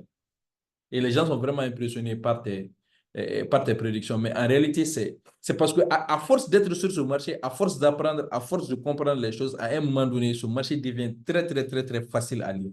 Et quand ça devient facile à lire, ça veut dire que tu as fait le temps que tu devais faire sur le marché. Tu as fait le temps que tu devais faire sur le marché. Ça prend du temps, mais ça peut arriver. Maintenant, on a la méthode de l'hypothèse. OK? La méthode de l'hypothèse, ça arrive pratiquement à la majeure partie de vous ici. OK? Quand tu commences à rentrer dans une phase active du trading où tous les jours tu es sur la charte, tu vas te coucher, même en dormant, tu vas rêver des setups qui vont se créer dans ta tête. Et dès que tu te réveilles le matin, tu te dis, yeah, il faut que je parte essayer ça sur le marché. Peut-être que ça va donner quelque chose. Est-ce que ça arrive à quelqu'un ici? Que ça vous arrive, vous êtes couché, vous dormez, ou vous vous réveillez avec une setup dans la tête. Vous dites, oh non, il faut que je parte expérimenter ça sur le marché. Peut-être que ça va donner quelque chose. Ou vous créez des hypothèses dans votre tête. Moi, ça m'arrive tout le temps. Moi, ça m'arrive dans tout ce que je fais. Genre, si je suis trop concentré sur quelque chose, la nuit, tout le temps, je pense à la chose. La même chose aussi. Hein. Et ça, c'est la méthode de l'hypothèse. OK? C'est une façon, ça peut vous donner quelque chose, OK? Mais ça va demander énormément de créativité et de réflexion. C'est quelque chose qui peut marcher. Ça peut marcher. Hein, ça peut marcher. Peut-être avec beaucoup d'expérience, avec toutes les expériences que tu as dans la tête, à un moment donné, quelque chose va cliquer dans ta tête et tu vas te dire, ah ouais, et si j'essaie de combiner ces deux concepts pour voir ce que ça peut me donner comme résultat. Mais là, ça va te prendre beaucoup de créativité et beaucoup de réflexion. Mais tu peux finir par avoir des résultats avec ça. OK? Et donc, la troisième façon d'avoir des résultats avec le marché, ça, c'est l'ingénierie renversée. D'accord? Vous allez analyser les anciens mouvements du marché pour identifier les variables prédictives et les setups pour ensuite développer un système. Maintenant, quand vous regardez, éventuellement, c'est ce que j'ai dit, le groupe de Halal Ibn Team, c'est vraiment une bibliothèque pour quelqu'un qui prend le temps d'auditer tous les setups que j'ai eu à apprendre en 2023. Tu vas finir par comprendre quelque chose. Forcément, tu vas finir par comprendre quelque chose. Et si toi-même, tu vas sur le marché, tu essaies d'auditer le marché, regarde les nouvelles économiques qui étaient très, très importantes à des périodes clés du marché. Maintenant, on n'a pas touché, je ne vous ai pas encore introduit au concept de Quarters Theory. Quarters Theory, on a fait les MLQ. Ça, vous connaissez les Major Larger Quarter Points. Maintenant, Quarters Theory, ça, c'est la saisonnalité. Vous avez remarqué ces derniers jours-là, sur le groupe principal, je vous disais qu'on est en train de passer d'un Quarters à un autre Quarters. OK, le prochain Quarters va commencer ce lundi-là. On est en train de rentrer, on est en train de shifter. Chaque année, Une année comprend 4 quarters. Donc, on a de 1er janvier jusqu'à fin mars. On a d'avril. Donc, on a avril, mai, juin. Ça commence au 1er juillet. Le deuxième quarter va commencer au 1er juillet. Quand vous regardez sur le marché, vous allez voir que chaque fois qu'on est en train de rentrer dans un quarter, le marché va commencer à bouger. Les débuts de quarters, le marché commence à bouger. Vous allez remarquer ça. Ça, c'est des backtesting que vous allez faire. Vous allez connaître les true open price des différents quarters. OK? Chaque quarter aussi a un true open price. La même façon dont on a le true open price des weekly, on a les true open price également, éventuellement aussi pour le cycle de l'année, pour le cycle des mois, tout ça, les 22 jours. Il y a énormément de détails. Je vous ai dit que comment on appelle ça? L'apprentissage te fait dans les détails. Ce sont les détails qui vont faire de vous des traders qui sont rentables. OK? D'accord. Donc, revenons encore sur ça. Donc, vous allez commencer à développer un setup autour de quelque chose que vous arrivez à remarquer. Par exemple, les gens qui vont auditer, spécialement NFP, peuvent se dire, OK, on a remarqué que chaque NFP du mois de janvier, le marché, il est haussier. OK, sur les 5 dernières années, si un NFP a été haussier, ou bien on a toujours battu le consensus, voici une information supplémentaire pour vous qui peut vous aider d'anticiper ce qui va se passer au NFP de janvier. Okay. Donc, vous pouvez faire de l'ingénierie renversée en ayant les bonnes données et essayer d'auditer et voir. Maintenant, il faut être très vigilant avec des choses comme ça. Maintenant, les données peuvent être trompeuses. Il faut être très vigilant à ne pas travailler avec des données erronées. Parce que si vous travaillez avec les données erronées, tout ce que vous êtes en train de faire va partir dans l'eau. Okay. Vous ne voulez pas ça. Vous voulez vous rassurer que toutes les données que vous avez sous la main sont de bonnes données que vous pouvez utiliser pour faire de l'argent. Okay. Maintenant, et on a éventuellement la dernière façon d'avoir un aide sur le marché. Ça, c'est la façon d'imiter. OK? Et éventuellement, vous êtes ici ce soir, vous êtes en train d'utiliser cette méthode, vous êtes en train d'imiter. Vous devez trouver un expert qui a déjà fait ses preuves, qui a des résultats que vous pouvez auditer et qui a la capacité de transmettre le savoir. Ça, c'est très important. Et une fois que vous avez ça sous la main, vous devez vous accrocher.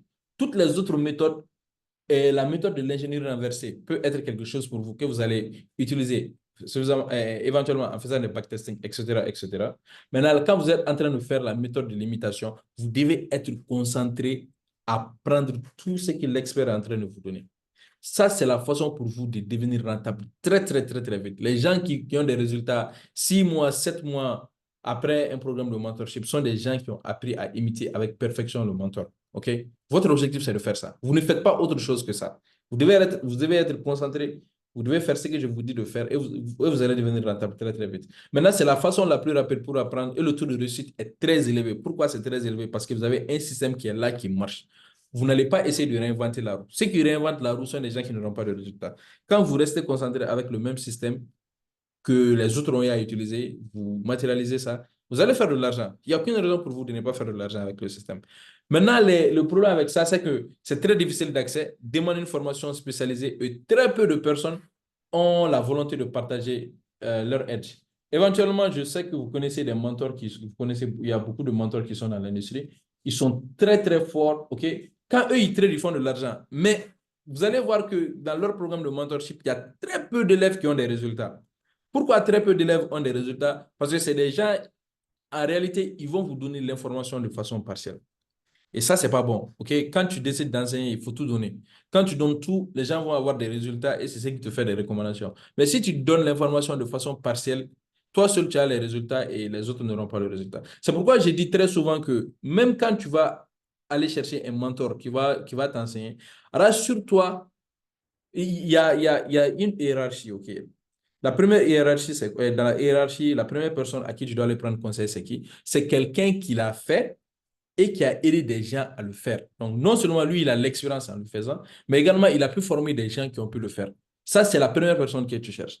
Maintenant, la deuxième personne que tu cherches, ça, c'est quelqu'un qui ne l'a pas fait, mais qui a pu aider des gens à le faire. OK? Et la troisième personne, c'est quelqu'un qui l'a fait, mais qui n'a jamais aidé quelqu'un à le faire. Pourquoi c'est important de partir sur quelqu'un qui ne l'a jamais fait, mais qui a aidé quelqu'un à le faire, que de partir sur quelqu'un qui l'a fait et qui n'a jamais aidé quelqu'un à le faire? Pourquoi? La différence, c'est quoi? C'est que l'un a prouvé qu'il peut vous enseigner. S'il a aidé des gens à le faire, il peut vous enseigner. Vous avez les preuves que lui, il peut vous transmettre la bonne connaissance, même si lui-même, il n'a pas réalisé ça. Mais Ses élèves ont des résultats, il a formé des gens qui peuvent le faire. Alors que l'autre, lui, il est fort, mais il ne sait pas comment transmettre le savoir. Tout le monde ne sait pas comment transmettre le savoir. Et un bon exemple de ça, c'est ICT. Si vous connaissez Michael, Michael lui-même, quand vous regardez le programme de mentorship de Michael, Michael peut vous faire une formation sur une année. À la fin de la formation, tu ne comprends rien du tout. Alors qu'il est le meilleur. Moi, je ne vois pas quelqu'un dans l'industrie. Aujourd'hui, dans le monde du retail trading qui est vivant, qui connaît mieux ces marchés-là que Michael lui-même. Alors que Michael, il a eu beaucoup d'élèves qui ont simplifié ces concepts, qui ont permis aux gens de mieux comprendre ce que Michael est en train d'enseigner, que Michael lui-même. Michael, il sait, mais il a formé des gens qui ont fini par comprendre ce qu'il était en train d'enseigner et qui ont complètement simplifié la chose. Et lui, sa psychologie, pas sa philosophie, c'est quoi? Il se dit que lui, il a passé trop de temps sur le marché à apprendre ces choses-là. Il ne peut pas vous le donner gratuitement comme ça et très facilement. Il veut vous faire souffrir avant d'avoir les informations qu'il vous donne. Et, et pourtant, il a des élèves qui ont bien compris ce qu'il a fait. Et eux, ils ont simplifié le concept pour que tout le monde puisse comprendre comment traiter ICT de façon très simple. Vous voyez, donc on peut être un mentor qui est très fort, mais on peut ne pas avoir la pédagogie de l'enseigner correctement. Okay? Et il y a quelqu'un d'autre qui n'est pas très fort, mais qui peut avoir une très, très bonne pédagogie par rapport à la chose. Okay? Donc là, encore une fois, c'est quelque chose qui est très difficile d'accès, d'accord? Ça demande une formation spécialisée et très peu de personnes ont la volonté de partager leur edge. Donc, si vous êtes là aujourd'hui, vous avez payé énormément d'argent pour faire partie de ce programme de mentorship. Tout le monde n'a pas la chance de faire le programme de mentorship et tout le monde n'aura pas la chance de le faire éventuellement aussi dans le futur. Et ça, c'est quelque chose, vraiment, je tiens à vous féliciter pour avoir fait ce sacrifice-là. Comprendre que vous avez besoin de passer par quelqu'un qui est là où vous voulez être et que vous pouvez utiliser ces connaissances pour arriver à vos fins. Et donc, ça, c'est une bonne chose. Oui, quelqu'un a posé une question? Oui, oui, c'est moi qui voulais ajouter à quelque chose à ce que tu as dit par rapport à Michael. OK. C'était évidemment mon cas. Mon ami qui me coachait à un moment donné là. Lui, Oui. c'est un des élèves de Michael, mais voilà, c'est comme pratiquement, il a la même méthode que Michael. Et je ne comprenais rien, quoi. Oui. C'est ça. Bon, c'est sûr que lui aussi, c'est un adepte de Michael. Ils enseignent de la même façon. Pour eux, dans leur tête, Sûrement, comme eux, ils ont galéré pour apprendre, il faut que toi aussi, tu galères pour apprendre. sûrement. Voilà, ils ne veulent pas donner toute l'information tout de suite, tout de suite. Ils veulent te fatiguer d'abord avant que tu ne puisses comprendre. Alors que ça ne C'est sert ça. à rien du tout. Ça ne sert à rien du C'est tout. ça. Non, Yanis, je ne sais pas si Yanis il est présent avec nous. Mais Amirou, j'ai une question. Oui, Maudit, je t'écoute. Par exemple, quand moi je trade sur un compte démo, quand j'ai envie de prendre 1% de mon compte, bon, j'étais allé checker un peu sur YouTube, on me disait d'aller sur des sites où je mettais des pips, des stop loss pour savoir quel lot prendre. Mais je ne sais pas s'il y a un calcul spécifique pour pouvoir prendre un lot, pour pouvoir utiliser 1% ou 0,5% de son compte. Mais bien sûr, il y a un calcul pour le faire. Tu regardes le nombre de pips que tu vas risquer et quand tu connais le nombre de pips que tu vas risquer, tu vas calculer en fonction de ça. Et le pourcentage que tu vas risquer, ça va te donner le nombre de lots que tu vas ouvrir. Mais éventuellement, maintenant, avec CTrader, je ne sais pas si tu utilises CTrader. Tout le monde est en train de migrer vers CTrader actuellement. Avec CTrader, CTrader te permet de faire ces calculs-là très rapidement, directement dans... Il y a une application, tu peux faire, elle s'appelle FX Calculator. Il y a ça, il y a FX. aussi... Moi, j'utilise aussi une autre application qui me permettait de calculer par le passé. Ça s'appelait Stinu. Stinu est une application également qui te permet de calculer ça très rapidement. Stinu. Stinu. Mais S-T-N... Stinu, c'est payant, non, Amiro? Ah? Stinu, c'est payant, il me semble. Ils ont Ouais, changé c'est la... bien. Ouais, Ça me coûte... Est-ce que ce n'est pas 12 $ par an ou bien 14 $ par an? ouais, un truc comme ça. Je pense que c'est 1 € environ par mois. Et ça, c'est insignifiant. Hein, Mais comme... FX Calculator, il est totalement gratuit. C'est pas mal aussi. OK. Donc, il prend ce qui est facile pour lui. Il n'y a pas de souci. Yannis, on peut revenir sur ton tableau de bord. Maintenant, on va continuer. Ouais, ça marche. J'arrive. Hop. Alors. Donc, après toute cette explication, on peut aller au playbook, hein, je crois. Ouais. Alors, donc, le playbook. La partie backtesting. Donc, pour prendre un exemple. Alors, ça c'est une page. Bon, c'est la Weekly Cycle, donc c'est un exemple que vous allez pouvoir copier pour vos autres setups. Mais Ok. Laisse-moi rentrer un peu dans les détails avec le setup A plus pour eux. Ok. Donc, j'étais en train de les expliquer de l'autre côté. Je vous expliquais qu'on a des setups A, des setups B, des setups C. Et si vous avez bien compris, quand je disais que d'autres là, comment ça s'appelle? Floyd Mayweather était un setup A plus pour nous. C'est-à-dire que Floyd gagne 90 et fait 80 à 90% du temps, allant même jusqu'à 100% du temps, la majeure partie du temps. Chez nous, dans le trading, un setup A plus, ok, c'est un setup qui va se faire sur le time frame weekly, daily, H4 et H1. Minimum et max, je veux dire maximum, ça va être non, minimum, ça va être un time frame de H1. Donc, ça veut dire que quand vous cherchez un setup A+, vous n'allez pas descendre en bas de H1. OK? Les setups A+, vont se faire sur le weekly, daily, H4 et H1. Vous n'avez pas besoin d'écrire ce que je suis en train de dire actuellement. Parce que dans le template que Yanis va partager avec vous, vous allez déjà trouver toutes ces données-là déjà dedans. OK? Maintenant, la période de backtest pour le setup A+, va être, d'ailleurs, sur tous les autres setups, va être sur une période de 5 ans. C'est très, très important pour vous de comprendre ça. Parce que si vous backtestez une stratégie seulement sur une année, 2 ans, vous pensez que c'est rentable, OK, vous décidez de laisser votre emploi, vous partez l'expérimenter la 3e année et vous allez réaliser que le setup n'était pas vraiment rentable l'année qui va suivre. Ça, c'est très dangereux.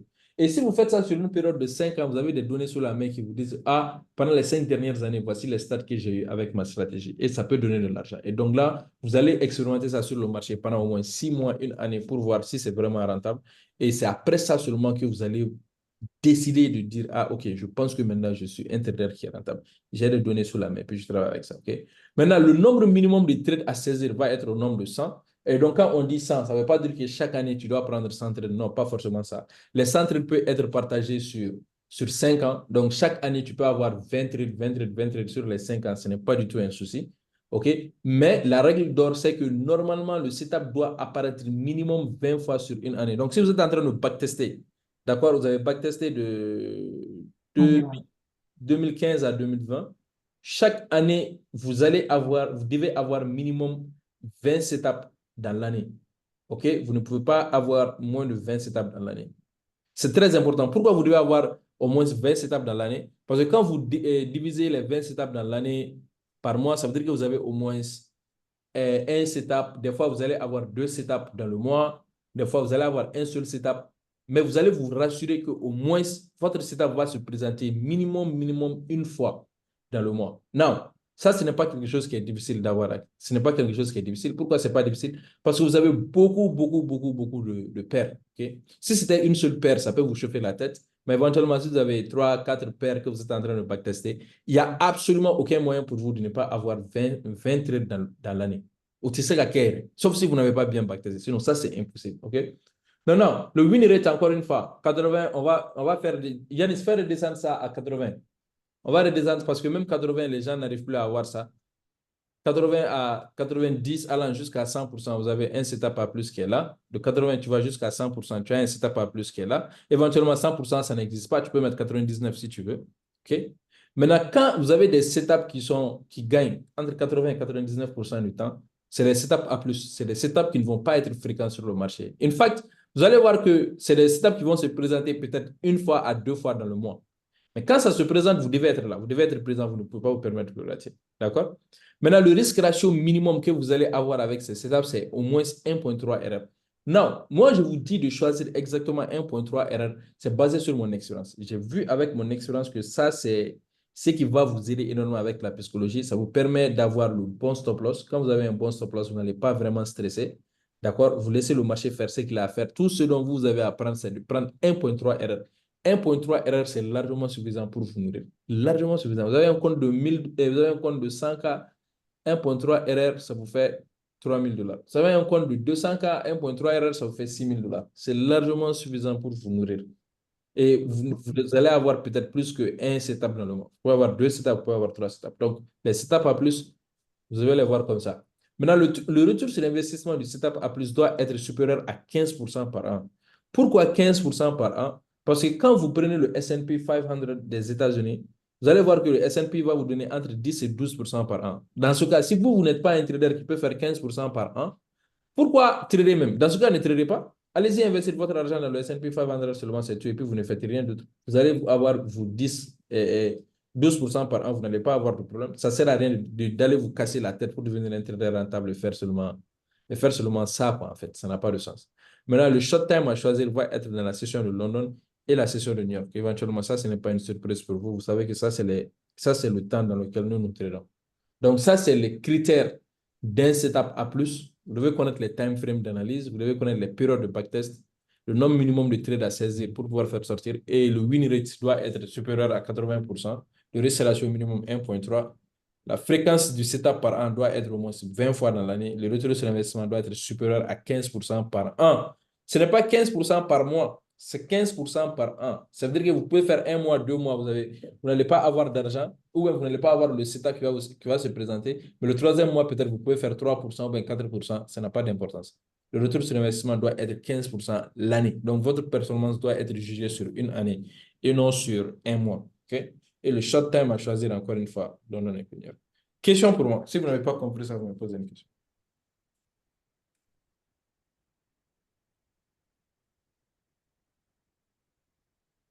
OK. S'il n'y a pas de questions, Yannis, tu peux descendre, on peut continuer. Ok. Voilà pour le setup. Moi, ce que j'aime bien faire dans mon backtesting, c'est me schématiser le setup Mais à la j'ai fin une quand il est question, prêt, hein. Amirou. Oui?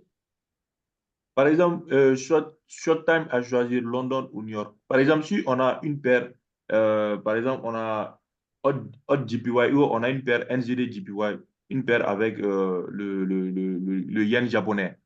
La session asiatique ne peut pas être un short time. Tu peux le faire dans ton backtesting si ça te donne quelque chose. Tu vas le définir là-bas. Mais on te donne une règle générale, quoi. Je te donne une règle générale. C'est avec quoi nous, on a eu à travailler. OK? Et ce qu'on a pu comprendre qui peut être vraiment rentable pour nous avec tous les backtesting qu'on a eu à faire. Tu comprends? D'accord. Et c'est plus rentable de trader seulement London et New York que de trader la session asiatique. Mais si toi, tu arrives à trouver ça aussi, c'est bien. C'est aussi bien, quoi. Mais D'accord. on travaille avec ce qu'on a sous la main, ce qu'on connaît. On travaille avec ce qu'on connaît. Ok, j'enchaîne. Mhm. Ok, ok. Alors, le backtesting, donc, le fameux. Donc, la page se présente comme ça. Donc, il va y avoir le tableau des statistiques que vous allez recueillir. Donc, un petit peu comme euh, pour le track record, voilà, le nombre de trades, le reward moyen, la moyenne de vos rewards, le nombre de SL, le nombre de TP. Je vais peut-être rajouter les mince, BE au cas où, si vous voulez, mais si j'arrive, si vous voulez mettre des BE.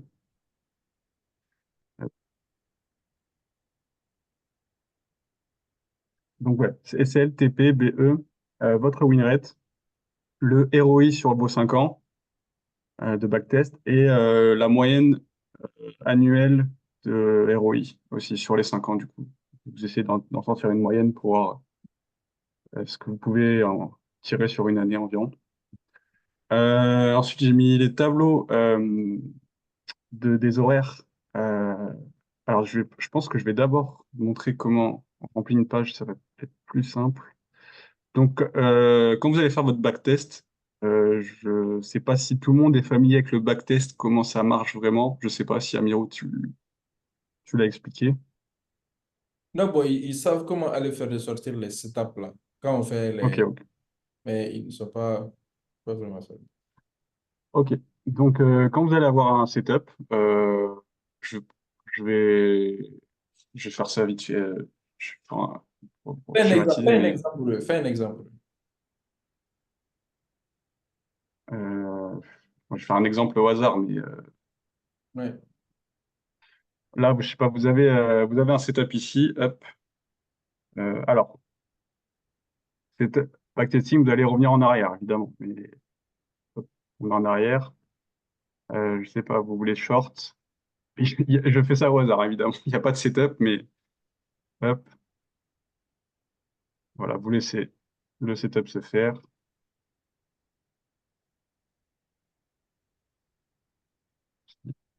Bon, voilà, hop, TP. Donc, TP.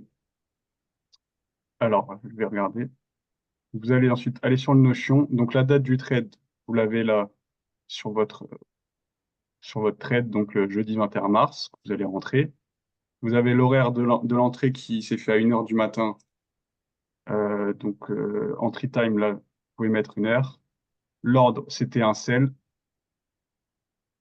Euh, le risque, du coup, là, ça va dépendre de votre stratégie. Si vous êtes sur un backtesting de setup appli, bah, vous allez mettre logiquement 1%. La taille du SL, donc là, bon, là, c'était un gros SL, mais on va faire pour l'exemple 98, ce qui fait beaucoup. Risque reward, là, on a un risque de reward de 1,48. Vous pouvez le mettre, 1,48. Playbook, donc là, j'ai mis une ligne pour le playbook si il a été respecté ou non, parce que le but, c'est de le respecter, évidemment. Donc, si vous étiez en train je sais pas, de backtester le weekly cycle, est-ce que vous avez respecté tous les critères techniques ou pas? Voilà. Donc, à mettre, on va dire respecter. Donc, ça, on a dit 1 heure, je crois, la time frame, enfin, l'heure d'exécution. Le jour, c'était un jeudi et le résultat, un TP. Voilà. Donc là, enfin, la date, comment je au hasard, vous avez la date là. Voilà, vous avez tout ça de rempli. Voilà. Ensuite, vous avez une partie pour mettre les screens de vos setups. Donc, screen view, hop, vous faites copier l'image et vous avez juste à faire un copier-coller en fait. Là, vous collez et vous avez votre screen qui est juste ici. Et voilà. Pareil, moi je fais ça pour un screen du coup sur le HTF et un screen sur le LTF pour avoir une vision globale du trade. Et ensuite, vous avez la partie remarque. Donc, qu'est-ce que vous avez pu remarquer de spécial ou pas sur le setup en particulier? Voilà comment recueillir les datas d'un trade. Euh, donc, attendez, je ferme. J'ai une question. Oui. C'est quoi le HTF et le LTF? HTF, c'est High Time Frame, donc les Hot Time Frame. Donc là, par exemple, sur TradingView, tu vois, HTF, je dirais que c'est voilà, c'est en jour jusque 4 heures, on va dire. Je sais pas si tu es d'accord, Amirou, environ. Ouais. Sous 4 heures, on peut dire qu'on passe en. Enfin, non, ça dépend, ça dépend. Je dirais HTF ouais, jusqu'à 1 heure au moins. Et sous 1 heure, c'est LTF, donc Lower Time Frame, donc les petites time frames. Voilà, je sais pas si c'est clair.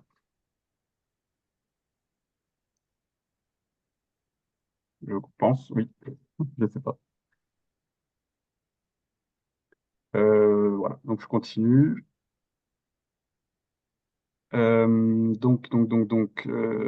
du coup, ça va être le journal de recueil de tous vos trades que vous allez backtester. Donc là, pareil, hein, j'ai mis des exemples généraux, mais vous n'allez pas avoir peut-être qu'un setup par mois. Donc vous avez juste à dupliquer la page. Euh, et comme ça, ben, vous pourrez avoir une nouvelle page pour le mois. Bon, il faudra enlever le reste, mais voilà. À la fin d'un mois, on peut mettre le bilan, du coup. C'est un peu c'est les mêmes choses à remplir, en fait. Euh, Enfin, non, il n'y a rien à remplir, en fait, pardon. Ah, si j'y arrive, mince. Non, si, en fait, c'est pareil, pardon. Donc, pareil, vous rentrez le bilan du mois. Et comme ça, à la fin, qu'est-ce qui se passe? Attendez, j'ai un petit problème là. Je reviens là. Donc, à la fin, vous aurez tous les bilans de vos mois. Et ensuite, vous pourrez recueillir les datas pour les mettre ici. Mais à la fin de vos 50 backtests. Comme ça, vous aurez toutes vos statistiques. Voilà. Euh, Ensuite, j'ai mis des tableaux pour les horaires. Donc, ça dépend de chacun. Moi, je préfère savoir ben, les horaires qui me sont privilégiés, où j'ai le plus de TP, et celles que j'ai le plus de SL. Voilà. Comme ça, j'aurai des horaires privilégiés, on va dire. Voilà pour le recueil des trades. Est-ce que vous avez des questions? Moi, j'ai une question. Bonjour. Ouais. J'aimerais savoir, après qu'on ait enregistré nos frères et tout, maintenant, au niveau du bilan de mois, ça se fait automatiquement ou bien on doit le saisir manuellement? On doit prendre tout le Non, trait. là, c'est manuel, mais c'est manuel, mais ça va. Je pense que ouais, c'est manuel. Je sais que c'est un peu embêtant en fait. C'est vrai que le backtesting, c'est un travail assez fastidieux quand même. Mais Donc, si je euh, comprends, comme si on veut faire le bilan du mois, on prend tous les trades qu'on a déjà pris. dans le mois, ouais, Maintenant, seulement.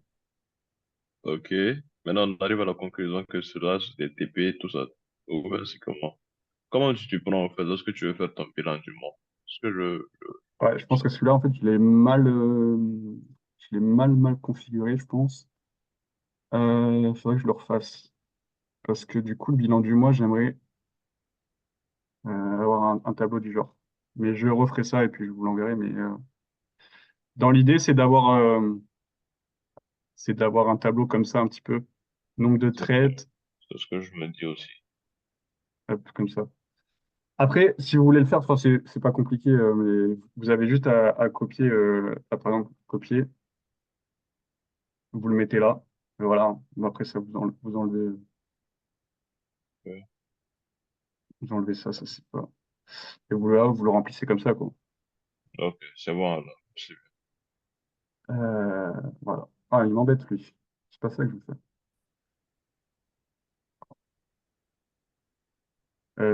Voilà, voilà pour le recueil de chaque trade pour le backtesting. Est-ce que j'ai oublié quelque chose? Ouais, voilà, j'ai mis plusieurs pages. Pareil, les pages, hein, vous pouvez les dupliquer si vous en avez besoin de plus. J'ai mis un endroit remarque en backtest. Alors moi, ça m'a servi parce que ça, c'est pendant le backtest parce que moi, enfin, vous allez faire des sessions purement backtesting. Et peut-être que voilà, dans le feu de l'action, vous allez remarquer des choses. Moi, je viens me les noter ici. Et peut-être que en fait, je vais me faire des remarques qui vont revenir plusieurs fois. Et je vais le remarquer à la fin de mon backtest. Et ça va être des choses pertinentes du coup pour moi. Mais ça dépend de chacun, du coup. Hop. Voilà, voilà. Ensuite, hop. J'ai mis une partie, donc modèle de la page. Comme ça, vous en avez une. Vous avez juste à faire un copier-coller. Donc là, CTRL-C, moi, je suis avec le clavier. Vous êtes un coller, quoi, basique. Ça va coller la page. Donc, ça met du temps parce voilà, elle va se coller. Voilà. J'ai mis une partie là, bah, du coup, ce que je parlais tout à l'heure, la formule pour calculer son win rate, hein, c'est celle-là. Assez simple. Comme ça, vous l'avez sous la main, si j'en ai besoin. Et ça, bon, ça va être personnalisable à chacun. Moi, dans mon backtest, je me mets des paires, comment dire, les paires minimum que je dois trader pour avoir un toucher un petit peu à toutes les devises que je veux. Ça, vous verrez selon comment vous voulez faire. Mais voilà, vous pouvez vous en inspirer. Voilà, voilà pour le playbook. Je ne sais pas si vous avez des questions. Non. Bon, j'espère que ça a été clair. Ensuite, j'ai mis une page Edge Finder, donc recherche de l'Edge, hein, parce que évidemment, vous avez le setup A+ de Amirou, mais vous allez aussi ben, vous créer votre recette, hein, j'imagine. Donc, j'ai fait une partie pour ça. Donc, cette page, comme j'ai dit, ici, vous mettrez tous les concepts que vous préférez garder de la formation pour vous bâtir des stratégies. Tout simplement, il y aura peut-être des choses avec lesquelles vous aurez plus d'affinité ou pas, pour faire votre propre recette. Euh, donc voilà, les niveaux, je sais pas les niveaux, par exemple les MLQ, les Major Roll Number, ce genre de choses. Les structures, donc je dirais les structures de Wyckoff, hein, accumulation, distribution, etc. Qu'est-ce que vous voulez garder? Fibo, alors ça je sais pas si je vais vous le laisser parce que c'était personnel, mais si Fibo, hein, comment vous allez l'utiliser? Si vous avez des indicateurs que vous voulez mettre. Price action, donc ça va être vraiment la lecture du prix. Donc, je sais pas moi, les choches, lecture du volume, les bougies, les trucs comme ça. Les timings aussi que vous allez privilégier. Premium discount. Bon, ça, c'était un petit peu personnel, mais de toute façon, vous le personnaliserez pour vous, hein. Toutes ces choses-là. C'est juste pour vous donner un exemple et vous en inspirer. Voilà. C'était pas envisagé. Ouais, bah, en fait, c'est un petit peu ce que disait Amiro tout à l'heure. Peut-être des fois, vous vous couchez le soir et vous pensez à des setups et à des choses que vous laissez sur le marché. Moi, c'est un peu cette page, elle me sert un peu à ça. C'est que des fois, j'ai des idées, je vais l'écrire là. J'ai une idée de setup et ensuite, je vais aller la tester sur le marché et au moins, je l'ai là, quoi. Euh, voilà, voilà. Voilà pour la partie backtesting. Est-ce que c'était clair? Ouais. Oui. Oui. Ok. Ok, ok. Ensuite, j'ai fait une partie donc notes et apprentissage. Donc là, c'était moi ce que j'avais fait pour la formation du coup de Amiro. Euh, En fait, tous mes cours, moi, je les ai mis. Tout est sur Notion. Donc, je sais pas vous si vous écrivez sur un cahier ou autre part, mais voilà, moi j'ai mis tout là. Je vous ai laissé les, euh, les titres parce qu'on a vu la même chose. Et puis vous verrez si vous mettez pour là-dedans, si ça peut vous intéresser. Bon, pareil pour la Fonda, mais là, c'est vite parce que vous êtes sur le programme technique. Donc, voilà. Si jamais vous avez des apprentissages à mettre, vous pouvez les mettre là. Pareil, je fais une partie de livres, hein. Moi, j'ai une liste où voilà, j'ai plusieurs livres avec une checklist et voilà. Si je l'ai lu, ben voilà, je coche et je passe au suivant. Euh,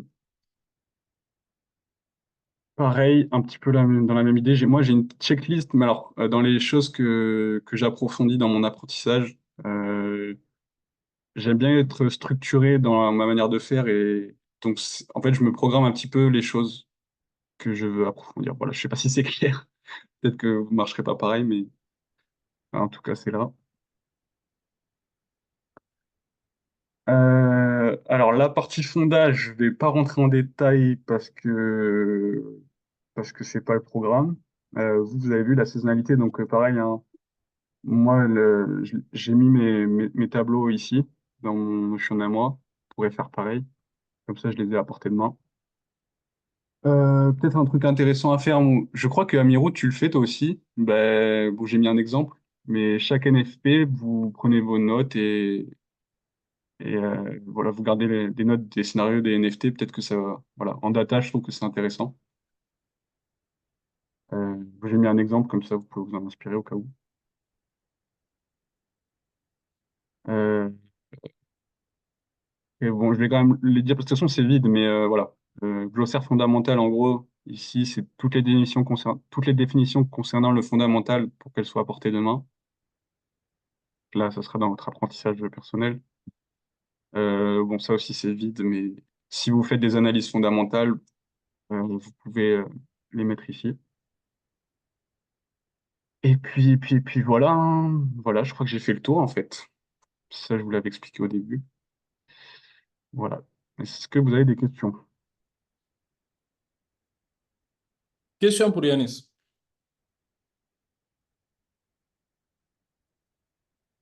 Ouais, je crois que c'est clair, hein.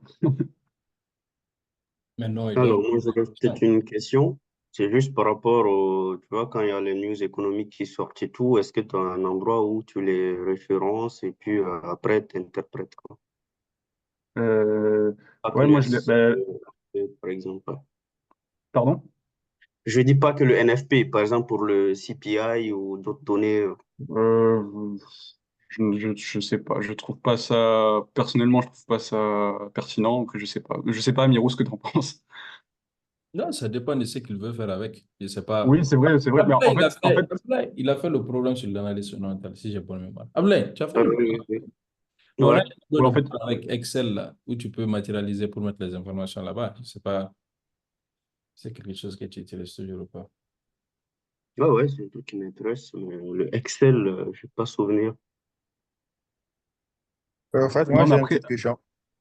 attends, juste, je finis pour la question. De toute façon, si tu veux récolter d'autres datas, tu fais ça, parce que moi, je l'ai fait pour la Ah ouais, NFT, parce qu'au pire, tu je l'as pense, fait pour le NFT parce voilà, tu dupliques juste et tu fais la même chose, en fait, hein, si ouais, tu c'est veux, bon. si t'en as besoin. Merci. Oui, du coup, il y avait une autre question. Oui, je voulais savoir si il y avait un moyen de stocker tout cela sur un support externe. Ou bien il y a pas, on n'a pas à sécurité de perdre toutes ces données un jour. Euh, Notion, c'est assez sécurisé quand même, hein. De toute façon, tout ce qui est sur Notion, tu peux pas vraiment le sortir, hein. C'est un logiciel à part, quoi. Donc, je saurais pas trop te répondre pour ça. Alors, si tu veux, ce sont les données sauvegardées dans le cloud aussi. Donc, peu importe ce que toi tu vas mettre là, ils vont le sauvegarder aussi dans le cloud pour toi. Oui, voilà, de toute façon. En gros, c'est un compte que tu crées comme si tu as tes emails avec Gmail. Tu sais que bah, dès que tu es connecté à ton compte, peu importe le device, tu les auras toujours tes données, quoi. Ah oui, ok, Oui, oh, mais j'avais c'est pas tout conscience de que ça. tu as un problème avec ton compte aussi. Oui. Hein? Voilà. Dans les cas où tu as un problème Bah, avec et que là, tu décides. j'ai envie de dire que C'est un c'est problème que avec ton compte. Ouais. là, c'est pas de chance, hein, j'ai envie de te dire. Normalement, ça devrait pas arriver, hein. Si tu as perdu ton mot de passe, tu peux faire mot de passe oublié ou ce genre de choses. Donc, ça devrait aller normalement, je pense. Ouais, il y aura toujours des méthodes pour récupérer ton compte, en quelque sorte, si tu veux.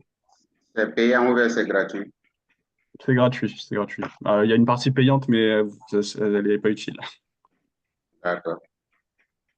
Euh, voilà, voilà. Est-ce que vous avez d'autres questions? Oui, Yannick, j'ai une question sur l'organisation de ta page d'accueil. Du coup, Ouais. je ne sais pas comment tu t'es pris pour les icônes. Par exemple, là où tu mets Trading System, une barre, après tu arranges des pages en dessous, Ouais. etc. Je l'ai fait à la main, donc euh, Est-ce que tu peux faire un exemple vite fait, si par exemple ouais, si tu veux, ouais. Ouais, Tu voudrais rajouter des catégories, c'est ça? ouais, c'est ça, exactement. Ok. Alors, t'embête pas. Regarde. Mince, si j'arrive, s'il veut bien. Tu sélectionnes Hmm. et tu copies, hein, tout simplement. Bon, là, ça va mettre du temps. Non, c'est pas ça que je voulais. Va-t'en. Voilà, t'as juste à faire ça. Si jamais ça te suffit, hein. Si tu veux, je te montre comment on fait, sinon, mais. Non, non, non, c'est bon. Parfait. Ok. Merci. T'as juste à faire un copier-coller.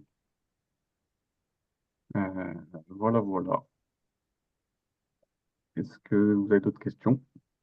Voilà, les biais Moi, j'ai fondamentaux une 8000 question. là. Je pense que tu n'en as pas parlé, hein.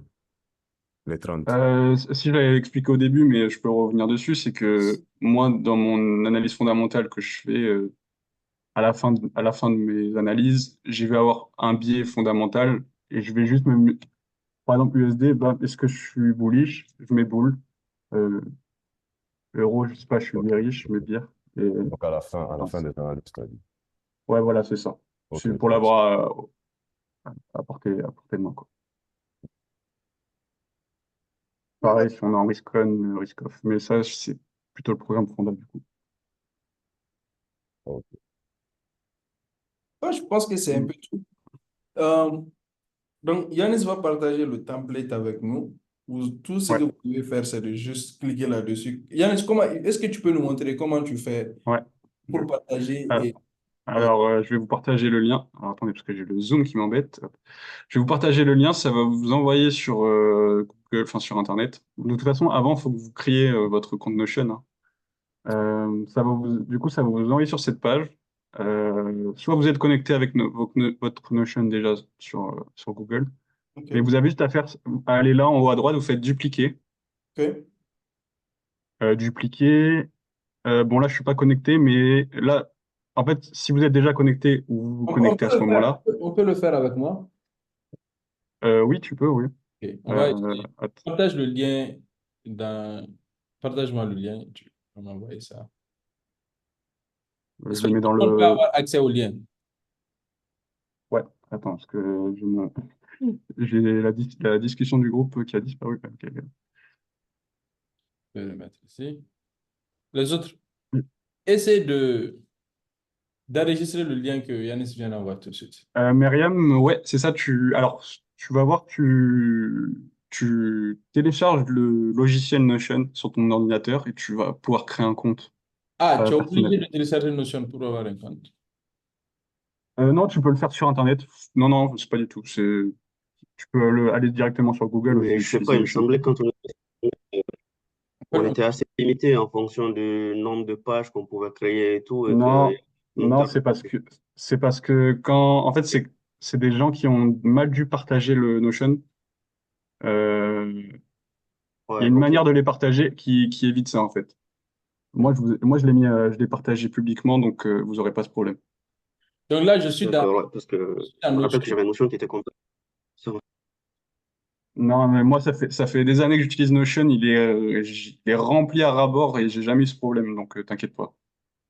Ok. Yanis, je viens de rentrer dans... Ouais. Ah, c'est pas, on me demande de me connecter. Attendez, je vais essayer de voir si je peux me connecter en tant que... Ok. J'ai cliqué sur le lien et ça m'a renvoyé directement sur sa page. Ouais, Ouais. c'est Sur ça. chaque bataille est gagnée ou perdue Oh, avant même ouais, d'avoir commencé. mais comme j'ai expliqué, faut que tu vois en haut à droite, tu as des icônes.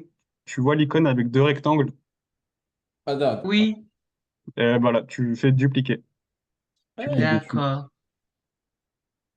Ah oui, et quand je mets dupliquer, ça me dit il faut me connecter ou créer le compte. C'est ça, exactement. Ok, merci. Moi, j'ai une question, Yanis. Si on voudrait bien se former sur Notion, bien apprendre à utiliser la plateforme en profondeur, est-ce que tu aurais des ressources à nous conseiller? Euh, franchement, sur YouTube, il y en a plein. Ouais, c'est pour ça, J'en il y a ai, beaucoup, beaucoup. j'en ai Ouais, pas spécifiquement parce que d'accord, moi, j'ai un peu appris sur le tas. d'accord. Mais franchement, moi, ce que je conseille, c'est d'abord t'apprends sur le tas, tu vois comment tout marche, ce que tu as à portée de main, c'est assez facile en vérité. Et après, une fois que tu maîtrises un petit peu la base, tu sais les choses que tu vas vouloir optimiser. Par exemple, dans Notion, on peut faire du codage, des trucs comme ça. Moi, je sais pas faire, par exemple.